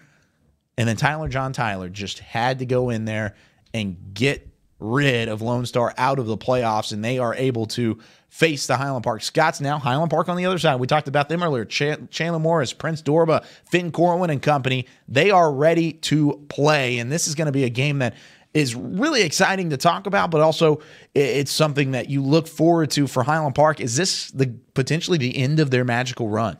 It's possible. I mean, I don't think we were all talking to Miles Dunklin in studio last week and basically previewing a Lone Star Highland Park game. You know, so it's pretty crazy when you look at what John Tyler was able to do against Frisco Lone Star. And guys, I know I've been a broken record about this, but how did Marvin Mims do last week for Lone Star?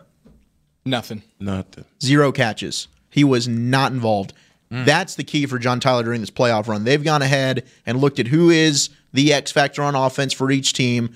All 3 of their previous matchups. Mims last week, and then it was Trey Bradford against Lancaster the week before. The problem is when you come into this game against Highland Park, maybe it's Finn Corwin, okay? Well, here's Drew Scott. He's going to step up. Is it Benner Page at running back? You know, and Chandler Morris is a guy who's a dual threat player. So with Highland Park, they're not that team where you can look at it and say, all right, who's the one guy we can look at and try and take him away? Because Highland Park will have a 3rd answer, a 4th answer of how to beat you. So for John Tyler, they're going to have to be able to score some points, whether it's with Roderick Hawkins running the football, Keandre Street at wide receiver, and I know, Eric, you talked about the play of their quarterback, Davian Woods, who's also one of the outstanding dual-threat quarterbacks we've got in the area. Yeah, no, he's incredible, and Keandre Street, the receiver, he's going to Houston. That dude averages 28 yards a catch. I mean, that dude is just a big play guy waiting to happen. Their whole offense, I mean, they run the ball so well, and we talk about Woods and the big playability with Street on the outside, but their rushing attack, you mentioned one of the running backs, Hawkins. Well, Cameron Grant's also a stud as well. He's racked up quite a bit of yards. That whole rushing offense for them, I mean, they're 250 yards a game, no problem. So I think that Highland Park rush defense is going to be absolutely tested off a week where Highland Park really wasn't tested at all from the start of that game. I mean, Highland Park put that game away in 5 minutes. They were up, I blinked, and they were up 17-0. 31 points in the first 8 minutes of that football. I mean, that was unbelievable what they did. I don't know that I've ever seen that. No, it was just... That's crazy. It was every time I blinked, Morris was back on the field, and then Morris was in the end zone. It was just constant.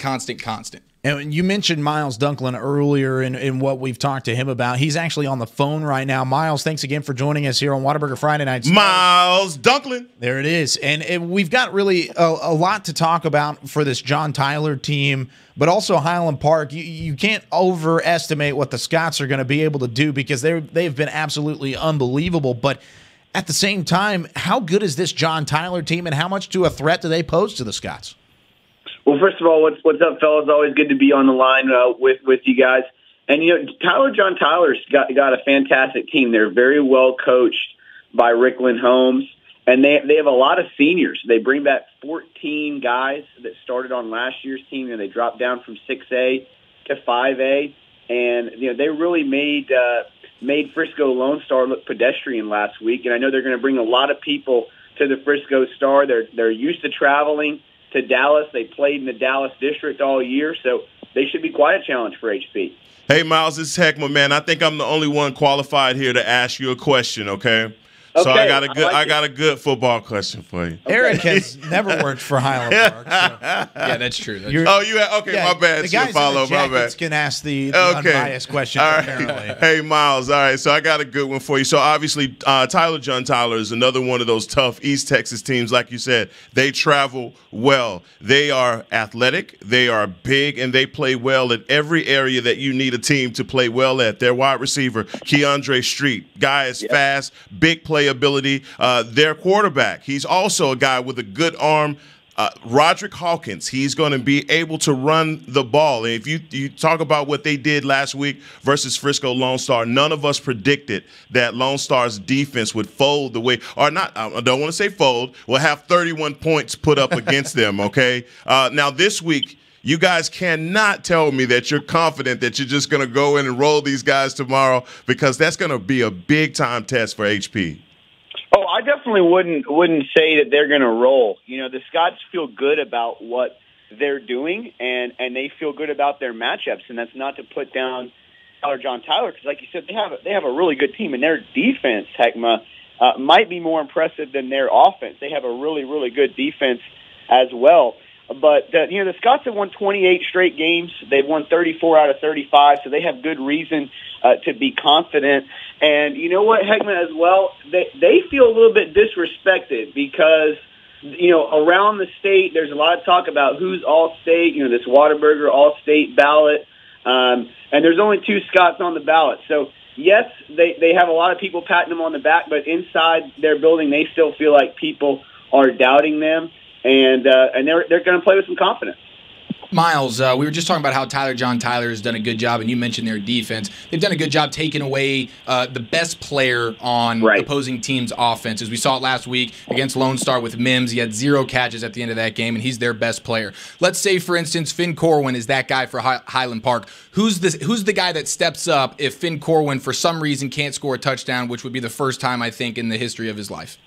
Yeah, Finn Corwin just went over the 2,000-yard mark in a Scott uniform last week. He's got 27 touchdowns and 29 career games, so obviously he's good. But to your point, they have taken away, Trey Bradford from Lancaster. They took away Marvin Mims at Lone Star. Drew Scott has been really, really good for Highland Park. He's committed to Ohio State for lacrosse. He's a 3-sport star at HP. He's got 3 touchdowns, averaging over 20 yards a catch in the postseason. But I'll tell you this, guys, they have told me all year, this is maybe the deepest receiving core they've ever had at Highland Park, and they would be happy if a team would double Finn Corwin, because they're happy with just about any other matchup they have. On the inside, Ben Smith and Case Savage are definitely weapons. On the outside, I already mentioned Drew Scott, but Drew Dodge was their second leading receiver during the regular year. And then if you're going to double him, you're going to have one more guy's back turned to Chandler Morris, and he's run for 14 touchdowns this year. So they have plenty of weapons to go around, and it's hard to take out one guy in their scheme. Miles, looking at special teams, I think that was a big factor in Highland Park being able to run away from Timberview as quickly as they did. How big of a factor do you think special teams could play into this one? Well, both teams are really, really good.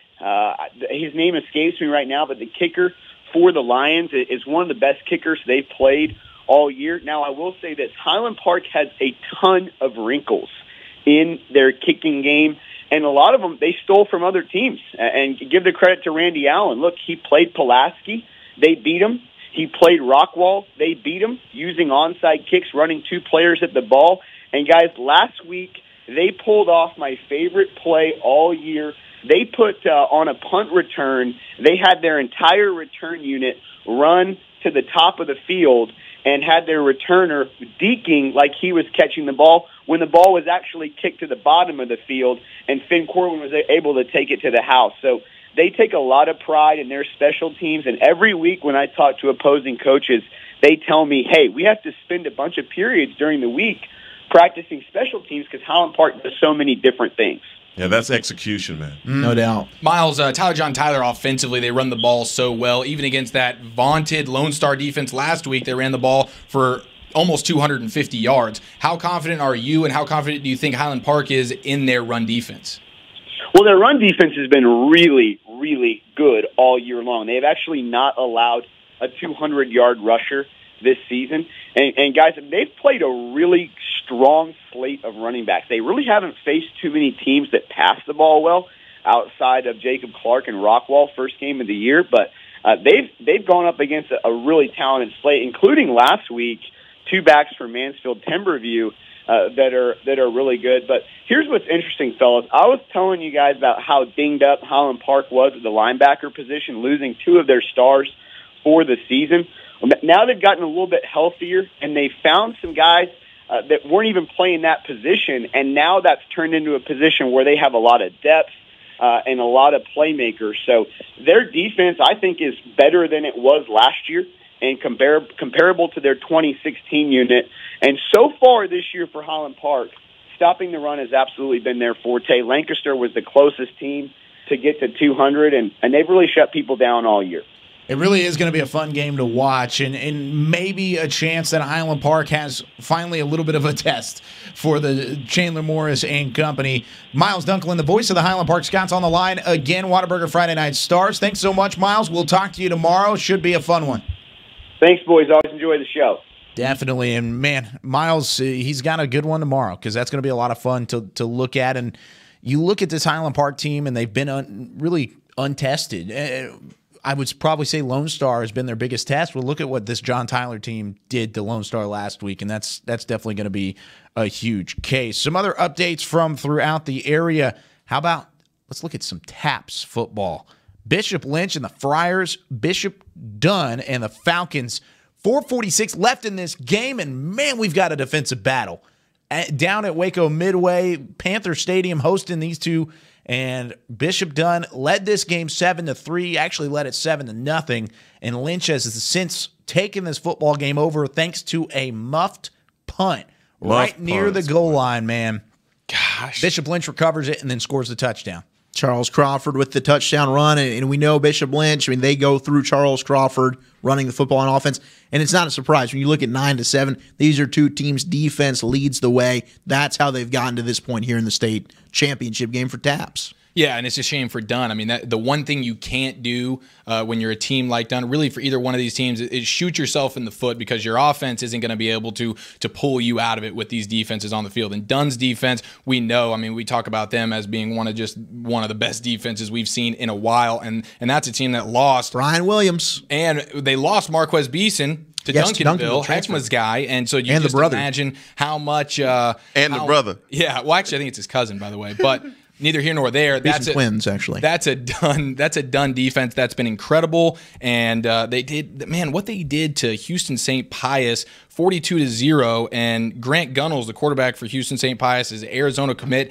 He was almost 5,000 yards. He needed just like he needed like 200 yards in the game against Bishop Dunn to break 5,000. He threw for 88 yards against that Dunn defense. I mean, it's incredible. You can see it on the stats there. I mean, both of these teams win with defense, and it's a turnover like you would probably imagine that's probably going to end up deciding this game. Not that it's over, but Dunn's going to have to do something with 4 minutes left in this game that they haven't done on offense. I mean, they got 100 yards total of offense. They're going to have to pull something, maybe a rabbit out of their head or something. And their defense has been so good. I mean, Crawford is averaging 1.14 yards per carry right now.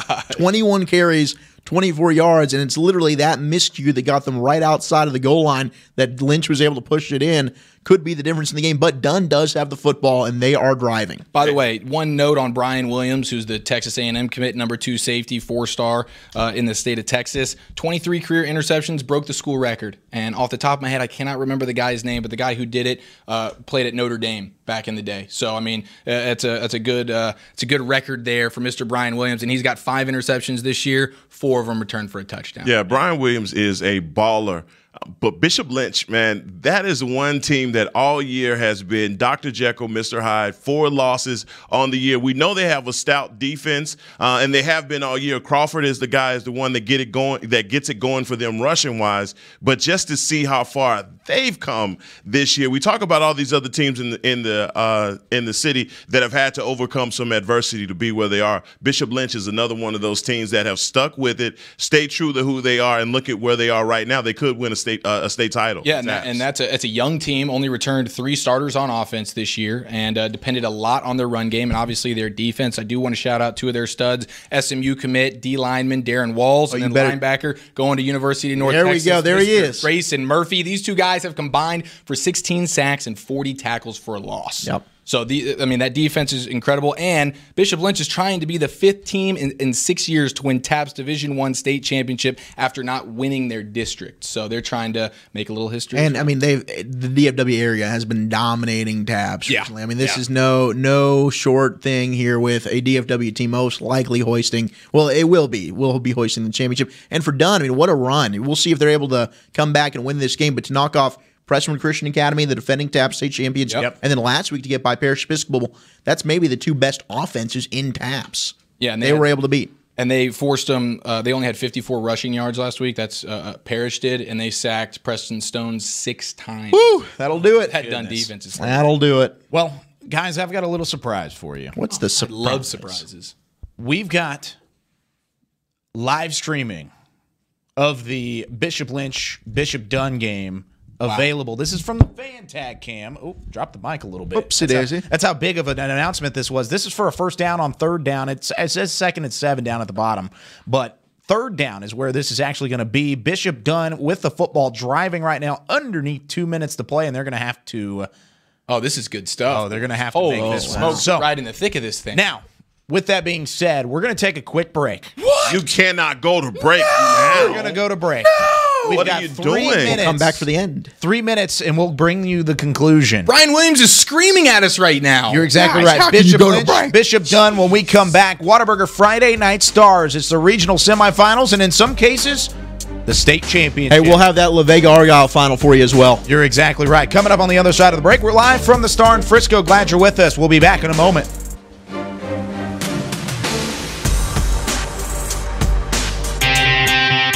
Today at Whataburger, we're cooking the sweet and spicy bacon burger. The sweet and spicy bacon burger is my all-time favorite. I love this burger. It's just perfect. 2 beef patties, 2 different types of cheese, caramelized onions. My favorite thing about this burger is the sweet and spicy pepper sauce and the bacon. You get it in every bite. Nothing beats this. The sweet and spicy bacon burger is an all-time favorite at Whataburger. That's happiness.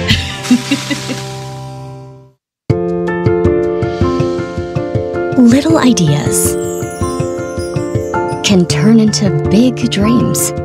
Big dreams require careful planning and the right partner. A partner dedicated to helping you take care of your employees, protect your business, and plan for the future. It's sometimes overwhelming. It's often exciting. It's your story, and we can help. SWBC.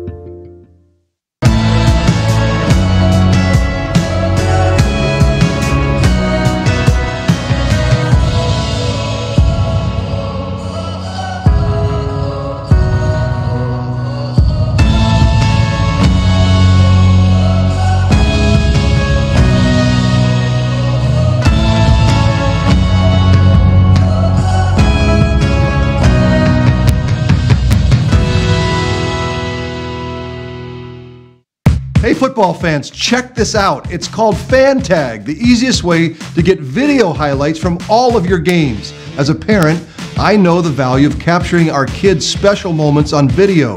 Fan Tag makes it easy to relive a memory or share it with family, friends, and recruiters. Download the Fan Tag app, and on game day, find your event and get instant highlights delivered right to your phone. So never miss a moment. Try Fan Tag today. It's free. This is Academy Sports and Outdoors. We offer a huge sports and outdoors selection of top name brand gear like you've never seen. All at low prices like you've never seen. because we're a sports and outdoor store like you've never seen. Visit us in-store or at academy.com for the guaranteed lowest prices. Academy Sports and Outdoors, for all for less. In a world where a young family embarks on an incredible journey, a son gets lost in an epic film. A father wheels his team to victory, while a mother tries to talk to her daughter, who is posting online at a rate she has never seen until now. With high-speed Wi-Fi, free live TV and movies, there's something for everyone. Download the American app, and the best in entertainment travels with you.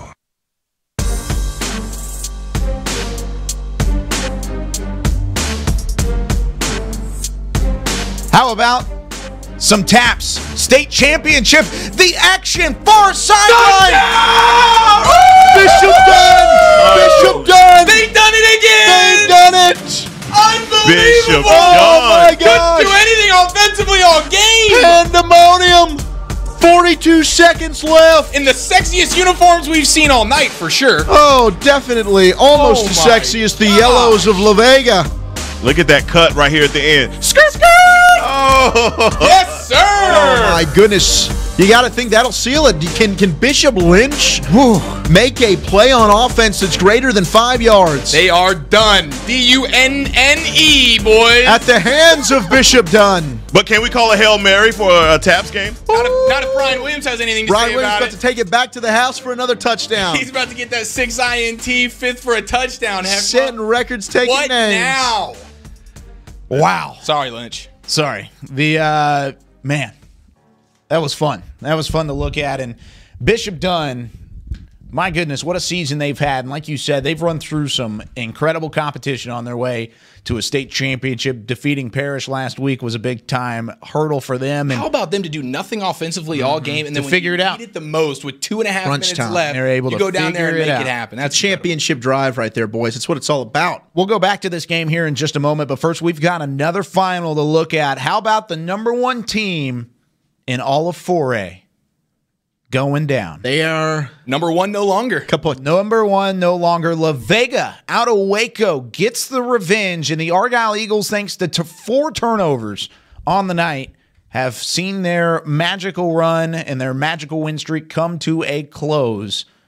La Vega gets the revenge after a 31-29 loss earlier in the season, and they just dominated this football game, boys. They really did. Does that mean I have to put bounce back Bo to rest? Yeah, I think so. And look, and Bo tried in the second half. He threw a couple of touchdowns, but ultimately the turnovers were too much in the play of John Richards from Waco La Vega. 19 carries, 217 yards, 4 touchdowns. Boys, can we all say it together? John Richards, you are the Friday night star of the night. That's Put the the man. team on your back, my man. All right, on 3. Ready? John Richards, you you are the star Friday of night star of the night. Oh, Friday. Dang it. Yeah, you Eric, missed it. one more time, Eric. John Richards, you are the Friday night star of the night, baby. Foskey, Foskey, Foskey. Woo! Big game tomorrow, Foskey. I'm pulling for you, bud. Let's talk about it. What just happened? They are on a whole nother level right now. It's just La Vega pandemonium. with a big time win, 31-14. Slung it all And over the field. Look, a Jay great year for Argyle, Yeah, but definitely we knew so. coming into this one it was going to be a very, very close game. And John Richards, who did not play in that first game in week 2, that Argyle had to rally, came back and won 31-29. Today, it was all about Waco La Vega, and the tradition of the Pirates continues as they're going back to the state semifinal. Going back to the state semis, and you look at La Vega, now they've got a matchup with Decatur on the horizon, and you look at Decatur as a team, not nearly as strong as Argyle, but an upset-minded Decatur Eagles team that they're going to face next week. This is a La Vega team that now, with this win, they've got nothing less than a state championship on the mind again for that Pirates program coming out of Waco, and it'll be fun to look at next week, but man, definitely an impressive outing so far on the night. Now, talking back at that TAP State Championship Division I game, we've got 21 seconds left, and I've got it on the fan tag cam, and this is what we're going to go to right now. Bishop Lynch trailing 9 points on the board for Lynch compared to Bishop Dunn. Just an incomplete pass just a moment ago, and this is with 2nd and 10 from their own side of the field. Bishop Lynch with the football now. Dunn, of course, leading And, man, we've got a close game here. We might just ride this out and watch the remainder of this football game because it really has been that impressive so far. With that being said, if Lynch is able to get this done, might be one of the more exciting finishes we'll see in all of football. This is, by the way, once again, for the state championship in the TAPS level, incomplete pass may have actually been a better idea to drop that football. Well, clock stops. It's a shame for Lynch because right now they could only be needing a field goal had they made the extra point when they scored their touchdown a few minutes ago. They missed that. Now, well, they went for 2. They went for 2. Oh, they went for 2, and they failed. Yeah, that's what happened there. Oh my God! But I mean, either way, right now, I mean, a field goal is not going to do you anything for Bishop Lynch. So it's touchdown or bust here. No, it is. But I'm saying what a shame it is because if you get the extra point there, you only need 3 now. But instead, you got 17 seconds to go the length of the field against a done defense that it ain't happening. Yeah, the only thing they're thinking right now is get close enough so that they can launch one to the end zone. That's their only hope. Yeah, and then Brian Williams gets number 6, baby. Yeah, we'll see if he can pick one. Here's Colton Souther, incomplete. Look at the pressure from Bishop Dunn. I mean, their defense is so got a flag. We got yellow. Now, that's the one thing that'll keep Bishop Lynch alive here. A little bit of laundry. Is, if defensively you get some penalties, you're able to extend a drive. But this is just a worst-case scenario for Bishop Lynch. I mean, an offense that clearly they've had no success at all. And this one's going to go against the offense. So for Bishop Dunn, they are sitting pretty right now, just seconds away. A state championship potentially for Bishop Dunn. Lynch still with 1 timeout in the back pocket. So, I mean, probably at least 2 plays left here. And they can still throw the ball to the middle of the field. Wow. Should be a whole lot of fun. You see that sideline. They can feel it. They really can. This being played down in Waco and trying to win another state championship here. Yeah, this is definitely for all the marbles, man. 11 seconds left. They bring the blitz. Oh, my God. He's scrambling. He's got to heave it. Oh, where's Brian Williams? There he is. Dang it. Oh, 1 second left. Oh, yeah. But that was 4th down. So it's over. There it is. So all Dunn's the clock didn't run out. The clock ran out. Went ahead and just ticked it off. Yeah, let's do you boys. And Bishop Dunn, the 2018 Division I TAPS state champions. Wow. As they take down Bishop Lynch. They're the best defense in TAPS all year long. What a game. Well-deserved. Yes. What a season for Bishop Dunn and the Falcons. They've really been in it from the very get-go. They have been all over the place in an incredible season for Bishop Lynch. Great run for them, but Bishop Dunn, kings of TAPS, yet again, another state championship for them. But as we continue throughout the Friday night here of Friday Night Stars, I've got a couple announcements we've got to make, and I haven't even told you guys about this. This has completely been another a secret. Surprise. You just unloading these surprises. It is the giving season. It is the giving season, and I feel like as the host, I'm supposed to give. So with that being said, next week we've got something I want to tease. We're going to be giving away our Friday Night Stars Awards, where us 4, along with our crew that's in the studio, along with the fans, are going to vote on potential. We'll give basically our top 5. I can see this getting big, guys. You're exactly right. We're going to give our top 5 in each of these awards. Most valuable player, coach of the year, offensive, defensive player of the year, things of the sort. Should we wear a tux? I'll wear a tux. I got one. Should we? Are we going to roll out the red carpet as well? If you fit the bill to rent the tuxes, I'm about that. We call it the Friday Night Stars Gala. Well, after the way, it's a gala. It's whatever. No, it's a gala, whatever. Man, come on, man. Get Pat Doney in here. Yeah, Pat Doney may have a vote. No doubt. That's exactly what we're going to do next week. We're going to have some Friday Night Stars awards. We're going to vote for our top 5, and based off of a point system, we're going to decide the champion. So it's not like each of us is going to give an award out. We're going to have one collective award as a show that we're going to put out there. We're going to post it on social media. The deadline for us to put that together is by Thursday of next week. We'll announce them on Friday during the state semifinal show. We'll get you ready for the state finals, of course, for all of UIL. TAPS now taken care of, but should be a whole lot of fun next week, and we'll definitely talk about that coming up next week. But I did want to let that be known that our Friday Night Stars yearly awards will be handed out next week. So I'm excited, man. Should be a little bit of fun. There's the Grammys, there's the Oscars, and then there's the cream of the crop, the Friday Night Stars Award Show. It's a death match. It's all about just who's going to get the most points, who's going to get their guy through. It's almost as heated as the Hall of Fame voting goes. Is it? Some say even more so. What about the Heisman voting? Way bigger. We're way bigger than the Heisman? I think that this is far greater. I think Kyler Murray and Allen. We've got a lot more players to go through than the Heisman. The final 3 that finally make it to New York. I mean, we're talking about Give yourself a little credit, Kyle. 30 guys. Okay, well, if you say so. The Heisman house is big and I mean, beautiful. how are you going to? Who's more deserving? You got a Michael Blackett there with the quarterbacks. We've also got Jahari Rogers, Jaquindon Jackson, Chandler Rogers, Shaquindon. Chandler right. Morris. I mean, what are we going to do? Is it 6A? Is it 5A? Is it? It's over. I mean, there's so much we've got. He just overwhelmed himself. This is too much for me. This is too much.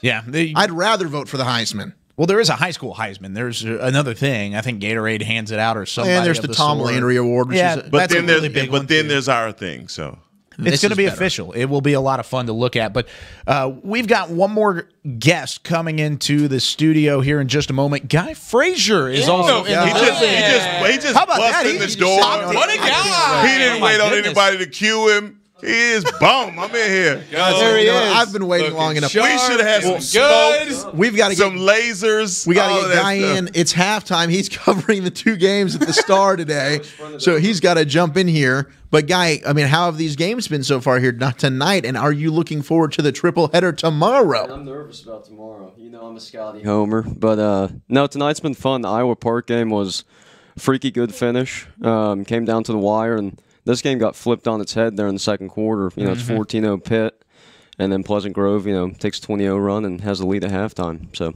well, let's look at the triple header tomorrow, and we'll start with you are a Highland Park grad, so the Highland Park Scots taking on Tyler John Tyler. We had Miles Dunklin earlier. We did our previews. You have been by far. We know Ashley Pickle's hardworking, but Guy Frazier, especially to the playoffs, for sure. Yeah. Guy has been out there. He has seen all of these teams. Keeping us updated on everything that's going on. He is our eyes and ears out there on the field, so he can tell us greater than anybody how good these teams really are. I think Guy should get our football guy award. Guy's we vote might make that a thing. Probably trumps any other vote. But Guy, I mean, what are you thinking? Let's go through. We'll start with Tyler John Tyler tomorrow in Highland Park and that matchup. What are you looking for? Well, I was actually supposed to see JT back in week 3 or week 4 against Euless Trinity, and the game got canceled due to the weather. So I haven't actually seen them yet.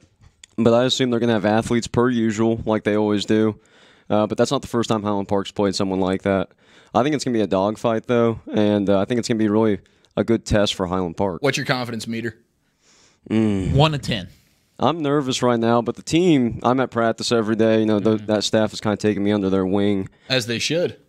Yeah, I'm trying to get into coaching at some point, so we'll see how that goes. But, I mean, they're real confident. They like their game plan, so I think it's going to be a good test for both teams. And, look, there's no turkeys after Thanksgiving, so it's always fun at this point. How many games have you been to this season? I know you keep count on Twitter, but how many games have you been a part of? 36 high school games, and I think 9 or 10 college games. Okay, that's exciting. That's over 40 games this season. And out of those 40 games, who has really impressed you the most out of any level, anywhere, in terms of dominance and in terms of what you've seen from an X's and O standpoint? Well, we're going to see them tomorrow at Duncanville. Okay.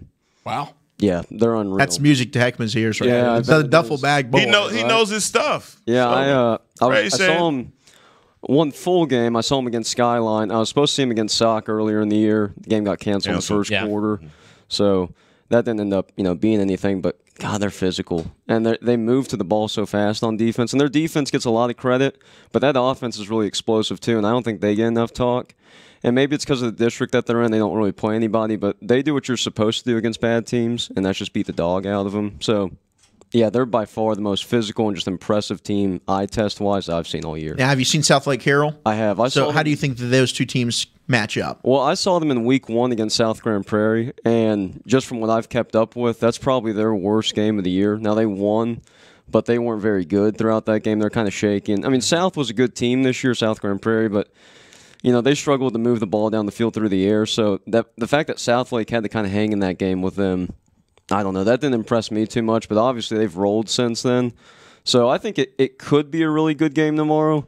My opinion, though, is I think Duncanville rolls. That might be kind of bold, but I could see it happening. And we'll predict this game coming up after the break, but I don't think you're really going out on a limb that bad to say that Duncanville might roll in this football game. In terms of the late game, Birdville and Denton Ryan, do you see any chance here for Birdville to get revenge on Denton Ryan, or is Denton Ryan that stacked? Denton Ryan's pretty stacked.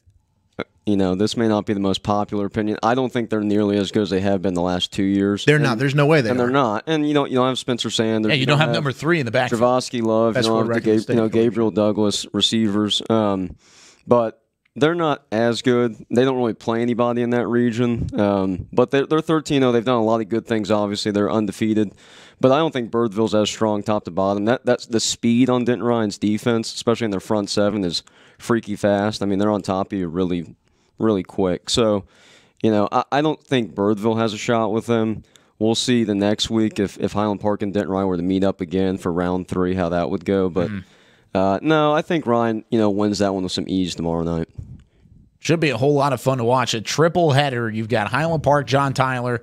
Then you've also got Duncanville, South Lake Carroll. And then you've also got Birdville. But, Guy, I got one for you. So you've watched 40 games, and you've watched a lot of offense. And so, obviously you're getting into coaching. And so here, I got one for you. So there's coaches, man, they have these coaching rules, and you've seen enough teams for me to ask you this question. You got one team, you got one play on offense to win the game. What team are you saying right now is money in the bank? If they have one play left, what team are you saying, I've seen these guys play enough, and that is one team that I can say, if these two combine or this one player does his thing, it's lights out, they're going to score. Where are we on the field? We're on the 10-yard line going 10-yard in. Line?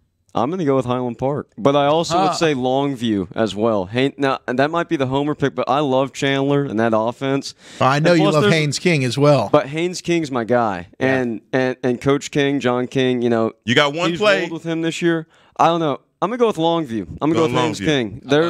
They're kind of they actually run like a real pro-style type offense. They're real multiple. They'll hammer the ball on the ground as well. But Haynes, he's been nails this year. And I've been a fan of him since last year. And I think they're a team of destiny right now. And I think they could be a lot of fun if they get to a state final game. I think there could be 40,000+ people there just for Longview because East Texas kind of backs East Texas, right? And it's Beast Texas, right? So, I'm praying for that as well. I want to see Longview in the 6A D2 state championship too. What about that Reedy and Aledo game? Where do you lean in that one? Because that to me is, I know, and we haven't gotten to touch on it too much because of all these other matches. Well, let's talk about it now. I mean, yeah. That's why we're here. I mean, Foskey's been our guy. But, man, the well-oiled machine of Aledo. Yeah. Goodness gracious. What are you thinking there, man? Well, I saw Reedy back in week 2 against the Colony here, and they impressed me. They're physically the part for Aledo. I just wonder if they have the speed to hang with some of those guys. I mean, Jace McClellan and then JoJo Earl are unreal fast, and I'm not sure there are anybody like that on that Reedy defense that can hang with those guys. Physically, they can. I just don't know if they have the speed out on the perimeter to hang with them. So that could be an issue. I mean, I thought Sock could have beaten Aledo last week. I thought they beat themselves. Of course I did. And that was a long night for me. I was there. It was, rain delay. And then on top of that, I thought really Sock kind of spoiled a good opportunity for themselves. I think this Aledo team's beatable.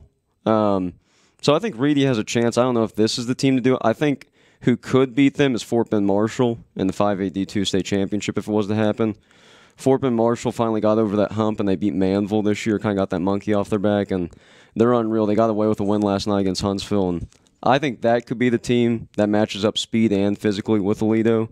So we'll see if that happens here in a couple weeks. Yeah, I think that Coach Stephen Wood from Aledo last week, he had a masterful game plan versus Well, they came out and they ran the ball. What was it? Their first, I think they opened the drive. They just ran. So definitely an interesting strategy. But no one thought that they were going to do that, be able to run the ball versus Sock. But they played ball control, and they literally pounded it on Sock. Well, I mean, let me say this, though. Sock scored 4 touchdowns last week, right? 3 of them, they got the ball inside Sock's territory to begin with. So I don't care how good your defense is. That's a tall test for anybody. Right. So, I mean, Sock had the ball for all of 2 minutes in the first quarter. So, I mean, I wasn't shocked that Aledo put on the ground, but the fact that they were able to just do it with such consistency, that was kind of impressive.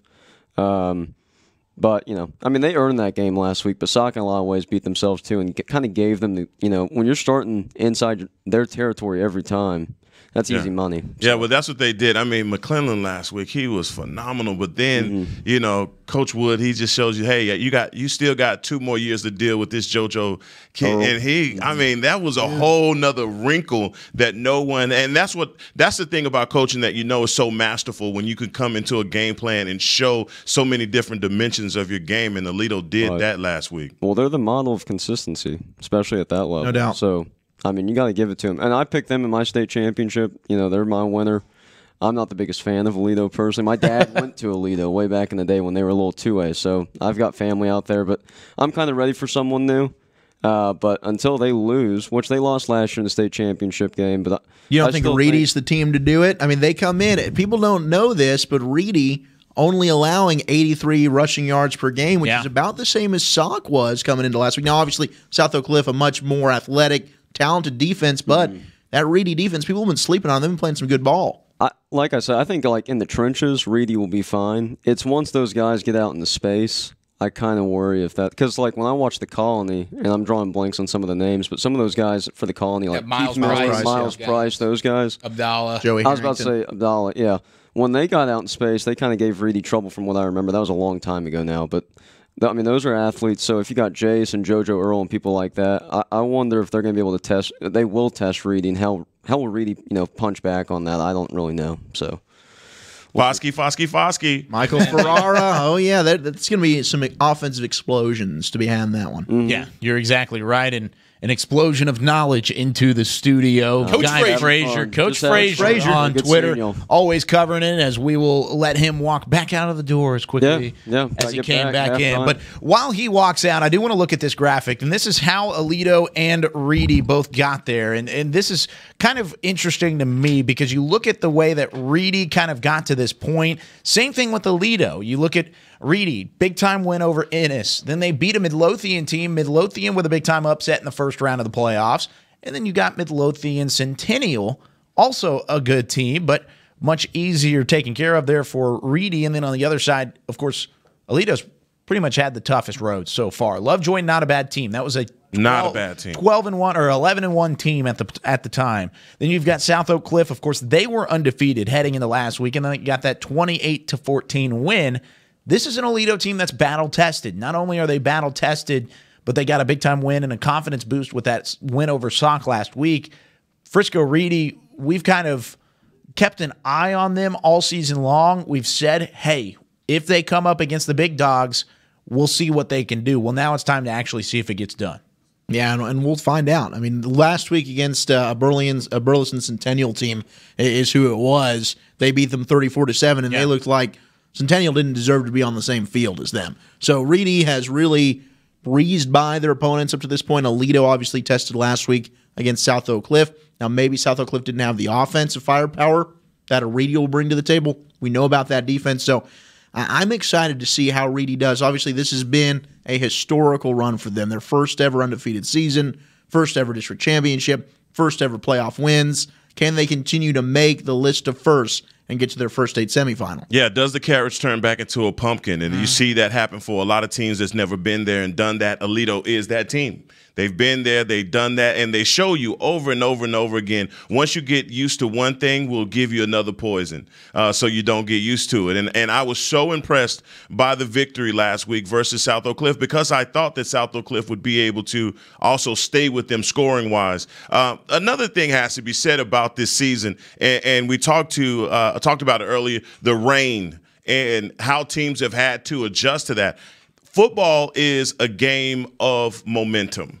And I think when you take a 5-hour break in between the game, it's so hard to gauge who has the momentum. And so much has been impacted by that. And I think that the rules makers are going to have to really take a good look at that because – I mean, I don't know. I can't play a game, stop playing, then start playing. You know, the way that kids have had to adjust to that on an amateur level, the way that they had, and I think that has had huge ramifications this year in Texas high school football. It definitely has. We talked about how that affects games like this, and this game may be affected like that as well. It already has been. This is a game that we talked about between Alito and Frisco Reedy. that should have been played right now. It should be already either close to being over with or right into the start of that second half. Well, instead, it's being played tomorrow, and instead of it being in where was that? Oh, it was at Pennington Field originally. Now it's at Justin Northwest, and so it's a change of different stadiums, change of times, change of game plans, maybe.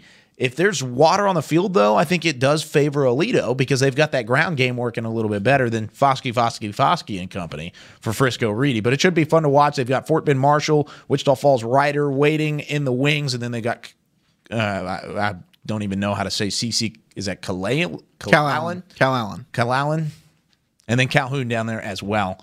So a couple good games to keep an eye on for that one as well. Now, we've got one more item of business to take care of before we call it a night here on Whataburger Friday Night Stars. It's Heckma's favorite part of the show. Heckma's favorite part of the show. Now, I do apologize. I want you to whine about it. I don't have the current standings, and I will make sure that is updated for next week. You've got a lot to do when it comes to even these put awards, the standings. I'm still comfortably in first, though, right? No. She'll follow. I would probably say he has made up a little bit of slip ground. up last week. Mrs. Walchuk knows that you're not in first place. Oh, okay. Well, Debbie is a huge fan of the show. I know. So that's why I'm giving her a shout out, man. She's actually pulling for me. Well, we've got 5 games to predict to beat Heckma and to try and beat Heckma. I think Walchuk's already pulled ahead here, and I'm telling you right now, whenever I've got to go I'm going to be in Las Vegas next week. So just on the way. You're going to look like crap when you get back. I know it's going to be bad. Hey, you put a lot on your plate. On Friday, smokes. Now, here's the thing: I'm going to do this while I'm in the airport. I'm going to go back and I'm going to make sure we have every pick taken care of all year long. You remember that Denton Ryan in Birdview when you do Birdview? Now you're so embarrassed about it. I am mad about it. That's what my words are jumbling up. I'm so upset about that pick. It's so cold. Let's pick them. Let's pick it again. Birdville, Denton Ryan. Eric, who you got? Well, Denton Ryan, boys. I think that I hate to say it's an easy one for me because I love Birdville and their story and what they've done. I think they're going to come back next year even better. But I think the beautiful, magical season stops here. Denton Ryan, defense too good. Hennigan at quarterback gotten better and better. I just think Ryan is just the better football team. They showed it earlier this year. I think they show it again. Yeah, I mean, 16 defensive touchdowns this year for Ryan. Birdville, a sensational season, and I think Ladarius Mixon will have success on the ground, but I just don't think it'll be enough Ryan all the way. All right. You know, fool me once, shame on me. Shame on you. You can't fool me again. That's what you can't do it. Shout out to the president. Shout out to the president. And no. Also, guys, condolences to the Bush family for the loss that they had. We have to make sure that we say that. Yeah, for sure. For sure. And so, guys, I'm going Birdville. Wow. I'm going to do it again. I'm going to do it again. Hey, I love it. If it happens, you'll look like a genius. I know I will. Wow. I know I will. Birdville. He just went Corso on us. Okay. He let it all up. We just need the Hawk hat. I wish I had one. Boy, don't you know what I would do? Man, you should have let us know. We'd have tried a little harder. I like it. You know what? Birdville was in that game from the get-go. So you're going to take them? Birdville had a chance in that football game. They let it slip through their fingertips thanks to turnovers late so in the you're first gonna take matchup. them. But, and this time you're in the star. It's going to be Denton Ryan. I'm sorry. Wow. So, Denton Ryan. A lot of build-up for nothing, but kudos to you, Heckma. Yeah, Heckma ball on the sword. He had the guts to get it done. I did not. Now, let's go to Waco Midway in Allen. This being played down in Waco at McLean Tell you what, Stadium. we'll make that a double or nothing. If Birdville wins, you get two games. Yeah, that can overlap that season finale. Hey, man, I'm a player all by myself. I don't need a double. I'm good. Okay. Hey, well, that's a pretty. He likes being in second place. It's the season of giving. It is what it is. I tried. Okay. Waco Midway Allen. Heckma, who you got? Blue bloom. That's what. That's what. Just a little speed bump. Nothing. No problem. Let's keep going. That's my pick. Wow. Waco Midway today. Nothing but a speed bump. Good. Well, I think we do have to say thoughts and prayers with Coach Gamble and the Gamble family, obviously dealing with some health stuff with his father. So, but on the field, I think it's Allen. I think last week's game was pretty close against the Woodlands. They're a better football team than Midway. I think Allen rolls. Listen, Waco, as of tonight, they made a miracle happen. Yeah. Maybe they can do it again tomorrow. La Vega did it tonight. Yeah. Midway do it tomorrow. My answer is no. Kyle? My answer is yes. You have to pick the Midway. Unbiased pick of Kyle Young. Well, you got to pick Midway. I talked to Coach Gamble this morning. I love Coach Gamble. I was at Midway when Coach Gamble was at Midway. He was the football coach while I was there. Know Coach Gamble well, do want to wish him and his family well. I just think Midway's going to win this football game. You talk about it. Can't believe you're going to pick against it. I'm picking Allen. Not Allen. I'm picking Midway to beat Allen. I'm picking Midway to beat Allen. Here's the thing. You talk about a speed bump. If that's what you're thinking, imagine what Allen's thinking. Yeah. Might be another speed bump along the way to a potential Southlake Carroll Duncanville matchup that you quote unquote look ahead. Are you saying this is a look ahead game? I'm saying this is a look ahead trap game, and I think Midway surprises him. I think Midway has a better game. Coach Jeff Human Company. I think they win this game against Allen this week and really shock the Texas high school football world. I know it might be a biased pick. I'm a Panther for life. Wow. Panther pride never dies. But Midway is going to beat Allen. You mark my words. And if not, I'm embarrassed maybe another Panther for next week. Yeah, mic off, please. Geez, you really are. You're just trying to get set for Vegas, getting a little gutsy early. I like you're it. Exactly right. You're like exactly right. No, how about this? Hey, courageous pick there, my friend. Anybody going to be courageous and pick John Tyler over Highland Park? Zach, you start us off. No, I'm going Highland Park. They're playing too well right now, and like I said, for John Tyler, their key to success is to try and find one player on offense and shut that player down. I just don't think that you can do that against Highland Park. They'll find somebody else to beat you. Yeah, and after seeing what they did to Timberview last week, Highland Park, I think they're on a little bit of another level, but I think this will be an absolutely fantastic game. I think this is going to be a closer game as well, but I still think I'm going to go with the Scots. They just rolled too quickly. Look, truth is, Chandler Morris, watching this kid for a whole year, you take the HP off of him and all of the lure that comes with the program. The truth of the matter is the boy can just slang that pork. Yep. Okay, that's just what it is. All right, so I'm going with HP.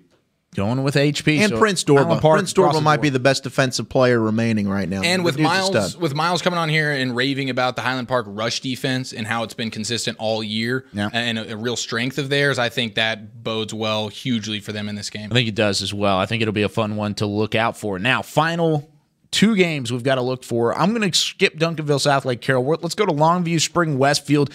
This is a Spring Westfield team, 12-1. Nobody should overlook Spring Westfield by any means, even against Longview and the Lobos. I'm still going to pick Longview here, but I still think Spring Westfield makes this a game. I think it's a physical game, but I think the Lobos are just too strong, too good to get taken care of this one. Yeah, well, Spring Westfield is also a very tough team, and they beat a really good Horn team last week, guys. Horn's defense is phenomenal as well, but nah. Not going to take him. Such a good 3-7 Horn team that was. Jermaine Givens he lost his luster there. I'm going Longview all the way, man. I picked Longview to cruise to a state championship this year. I think this is just another step in that path. Yeah, I think the best team, if we could ever get to see the matchup between the best team versus Allen, it would be Longview versus Allen. I think Longview runs away with this one. They're just too good top to bottom. We rave about their offense. Their defense is incredible. You're lucky to score 20 points on these guys. We're about to see Midway and Allen, man, according to Kyle. That's a good point. That's exactly what's happening. We're doing Reedy and Aledo, though, as well, before Duncanville, Southlake Carroll. Yeah, we can do that as well. And looking at Reedy and Aledo, both undefeated. Aledo with a little bit tougher of a schedule to look forward to, or that they looked back on, I should say. Reedy hasn't really played anybody up to the level of Aledo this season. Can Reedy get it done, Eric? As much as I love Foskey, and he's probably going to get some sort of award with us next week, he is at least deserving of that, but Aledo too good, and as young as they are, it's scary because they're going to be here for a while. They are a well-oiled machine. I'm going to go Aledo in this one. I think it'll be fun. I think Frisco Reedy can make this a football game, but just too much on both sides of the football from Aledo. Look, guys, no momentum like momentum. I am going Frisco Reedy, guys. Foskey all day long. Man, I'm telling you, they have doing tonight. You just got to understand that these there's this time when you have just a magical season going on. It's happening in Haltom and it's also happening in Frisco. I just don't see them being stopped. It's going to be tough to stop them, and I think it will be Aledo to win this football game. I think Jace McClellan's too big. I think he's too good. I think there's too much firepower for the Bearcats. Heckma, I know you're all alone again. That's okay. But I like your pick. I honestly thought about taking Reedy in this game. I just don't think I can bring myself to do that against how good that Aledo team has been with the Bearcats. And truth is, Heckma, if I wasn't picking Aledo, I would have picked Reedy. That's very true. That is very true. That's how close it was. Way to go out on the limb, Eric. All right, boys. You got it, brother. The game of the week, by far, throughout the Dallas-Fort Worth area, Southlake, Duncanville. The Duffel Bag Boys versus the Blondies. The Blondies from Southlake. Give me the Blondies, baby. Now, Guy Frazier just scared me, okay? He came in here and he scared the britches off me. I'm sticking to my guns. Southlake. Your pants are still Riley on. Dodge. Yeah, how'd that happen? Riley Dodge, I think, is the one offensive coach that can, if there is a weakness on that Duncanville defense, he will find it. He will exploit it. Southlake wins in a multitude of ways. Offensively, they can win through the air, on the ground. I think they find a way to do it in an epic game. Wow. Okay, there you go. So Southlake pick there for Eric. Heckma, who you got? If I don't do nothing, I'm a ball. I'm counting all day like a clock on the wall. Count your money, little duffel bag boys. We count money. Wow, that was good. Can I change my pick? No. Nope. Can I rewind and hear that again? Nope. 53 total points given up all year long. Duncanville has not allowed a team to score more than 14 points on them. South Oak Cliff did it last week. They were the first team to score multiple touchdowns. I think South Lake Carroll becomes the second, but it's not enough. Jaquindon Jackson and company, that defense, they find a way to get it done. And Stacy Brown is about to dominate this football game. Give me Duncanville all the way. I'm taking Duncanville as well. They were my state championship pick. I don't think I haven't even blinked an eyelash all year long because I think they are that good, and I think Duncanville will take care of Southlake tomorrow. Hey, Heckma, who'd you pick? I forgot who you picked. Come on, man. You serious? I just want you to do it again. Duncanville. I picked Duncanville. That's a one and done. That's right my hood. It is. Throwback to South Oak Cliff. You can't say that one again. Because no, I can't. I'm still a little hurt about that one. I'm telling you, I really am. I'm sorry, buddy. I'm sorry. What a week it's been for Whataburger Friday Night Stars. My goodness, it's the regional finals. Next week, we're going to be down to 4 teams in each of the divisions throughout the state of Texas. We're coming to a close, boys. We've got 2 more shows left. We are almost done with 2018. Glad you've been with us here for Whataburger Friday Night Stars. What a show it's been here from the Star in Frisco. Aledo, Reedy tomorrow. Southlake Carroll. How about Duncanville tomorrow? So many games on the docket. Argyle's season comes to a close tonight as Waco La Vega knocks off the #1 Eagles. You've got Waco Midway. You've got Allen. You've got so many games and to a TAP look for State tomorrow. champion in Bishop Dunn. Bishop Dunn, TAP State champions, thanks to a last-minute touchdown down in Waco. Look at that one-handed catch. Oh, my. What a catch there. You look at Duncanville, how Jaquindon Jackson, oh, he's been so good. So much this season, all the way through. Smith. Glad you've been with us here for Whataburger Friday Night Stars. For everybody involved, for Chris Bean, for Fred Garner, for Matt Kent, for Chance Williams, for Guy Frazier. Thanks to Pat Doney for joining us earlier in the show. For Eric Chiafalo, Zach Wolchuk, and Heckma Harrison, I'm Kyle Yeoman saying so long until next week. Texas high school football will be back next Friday.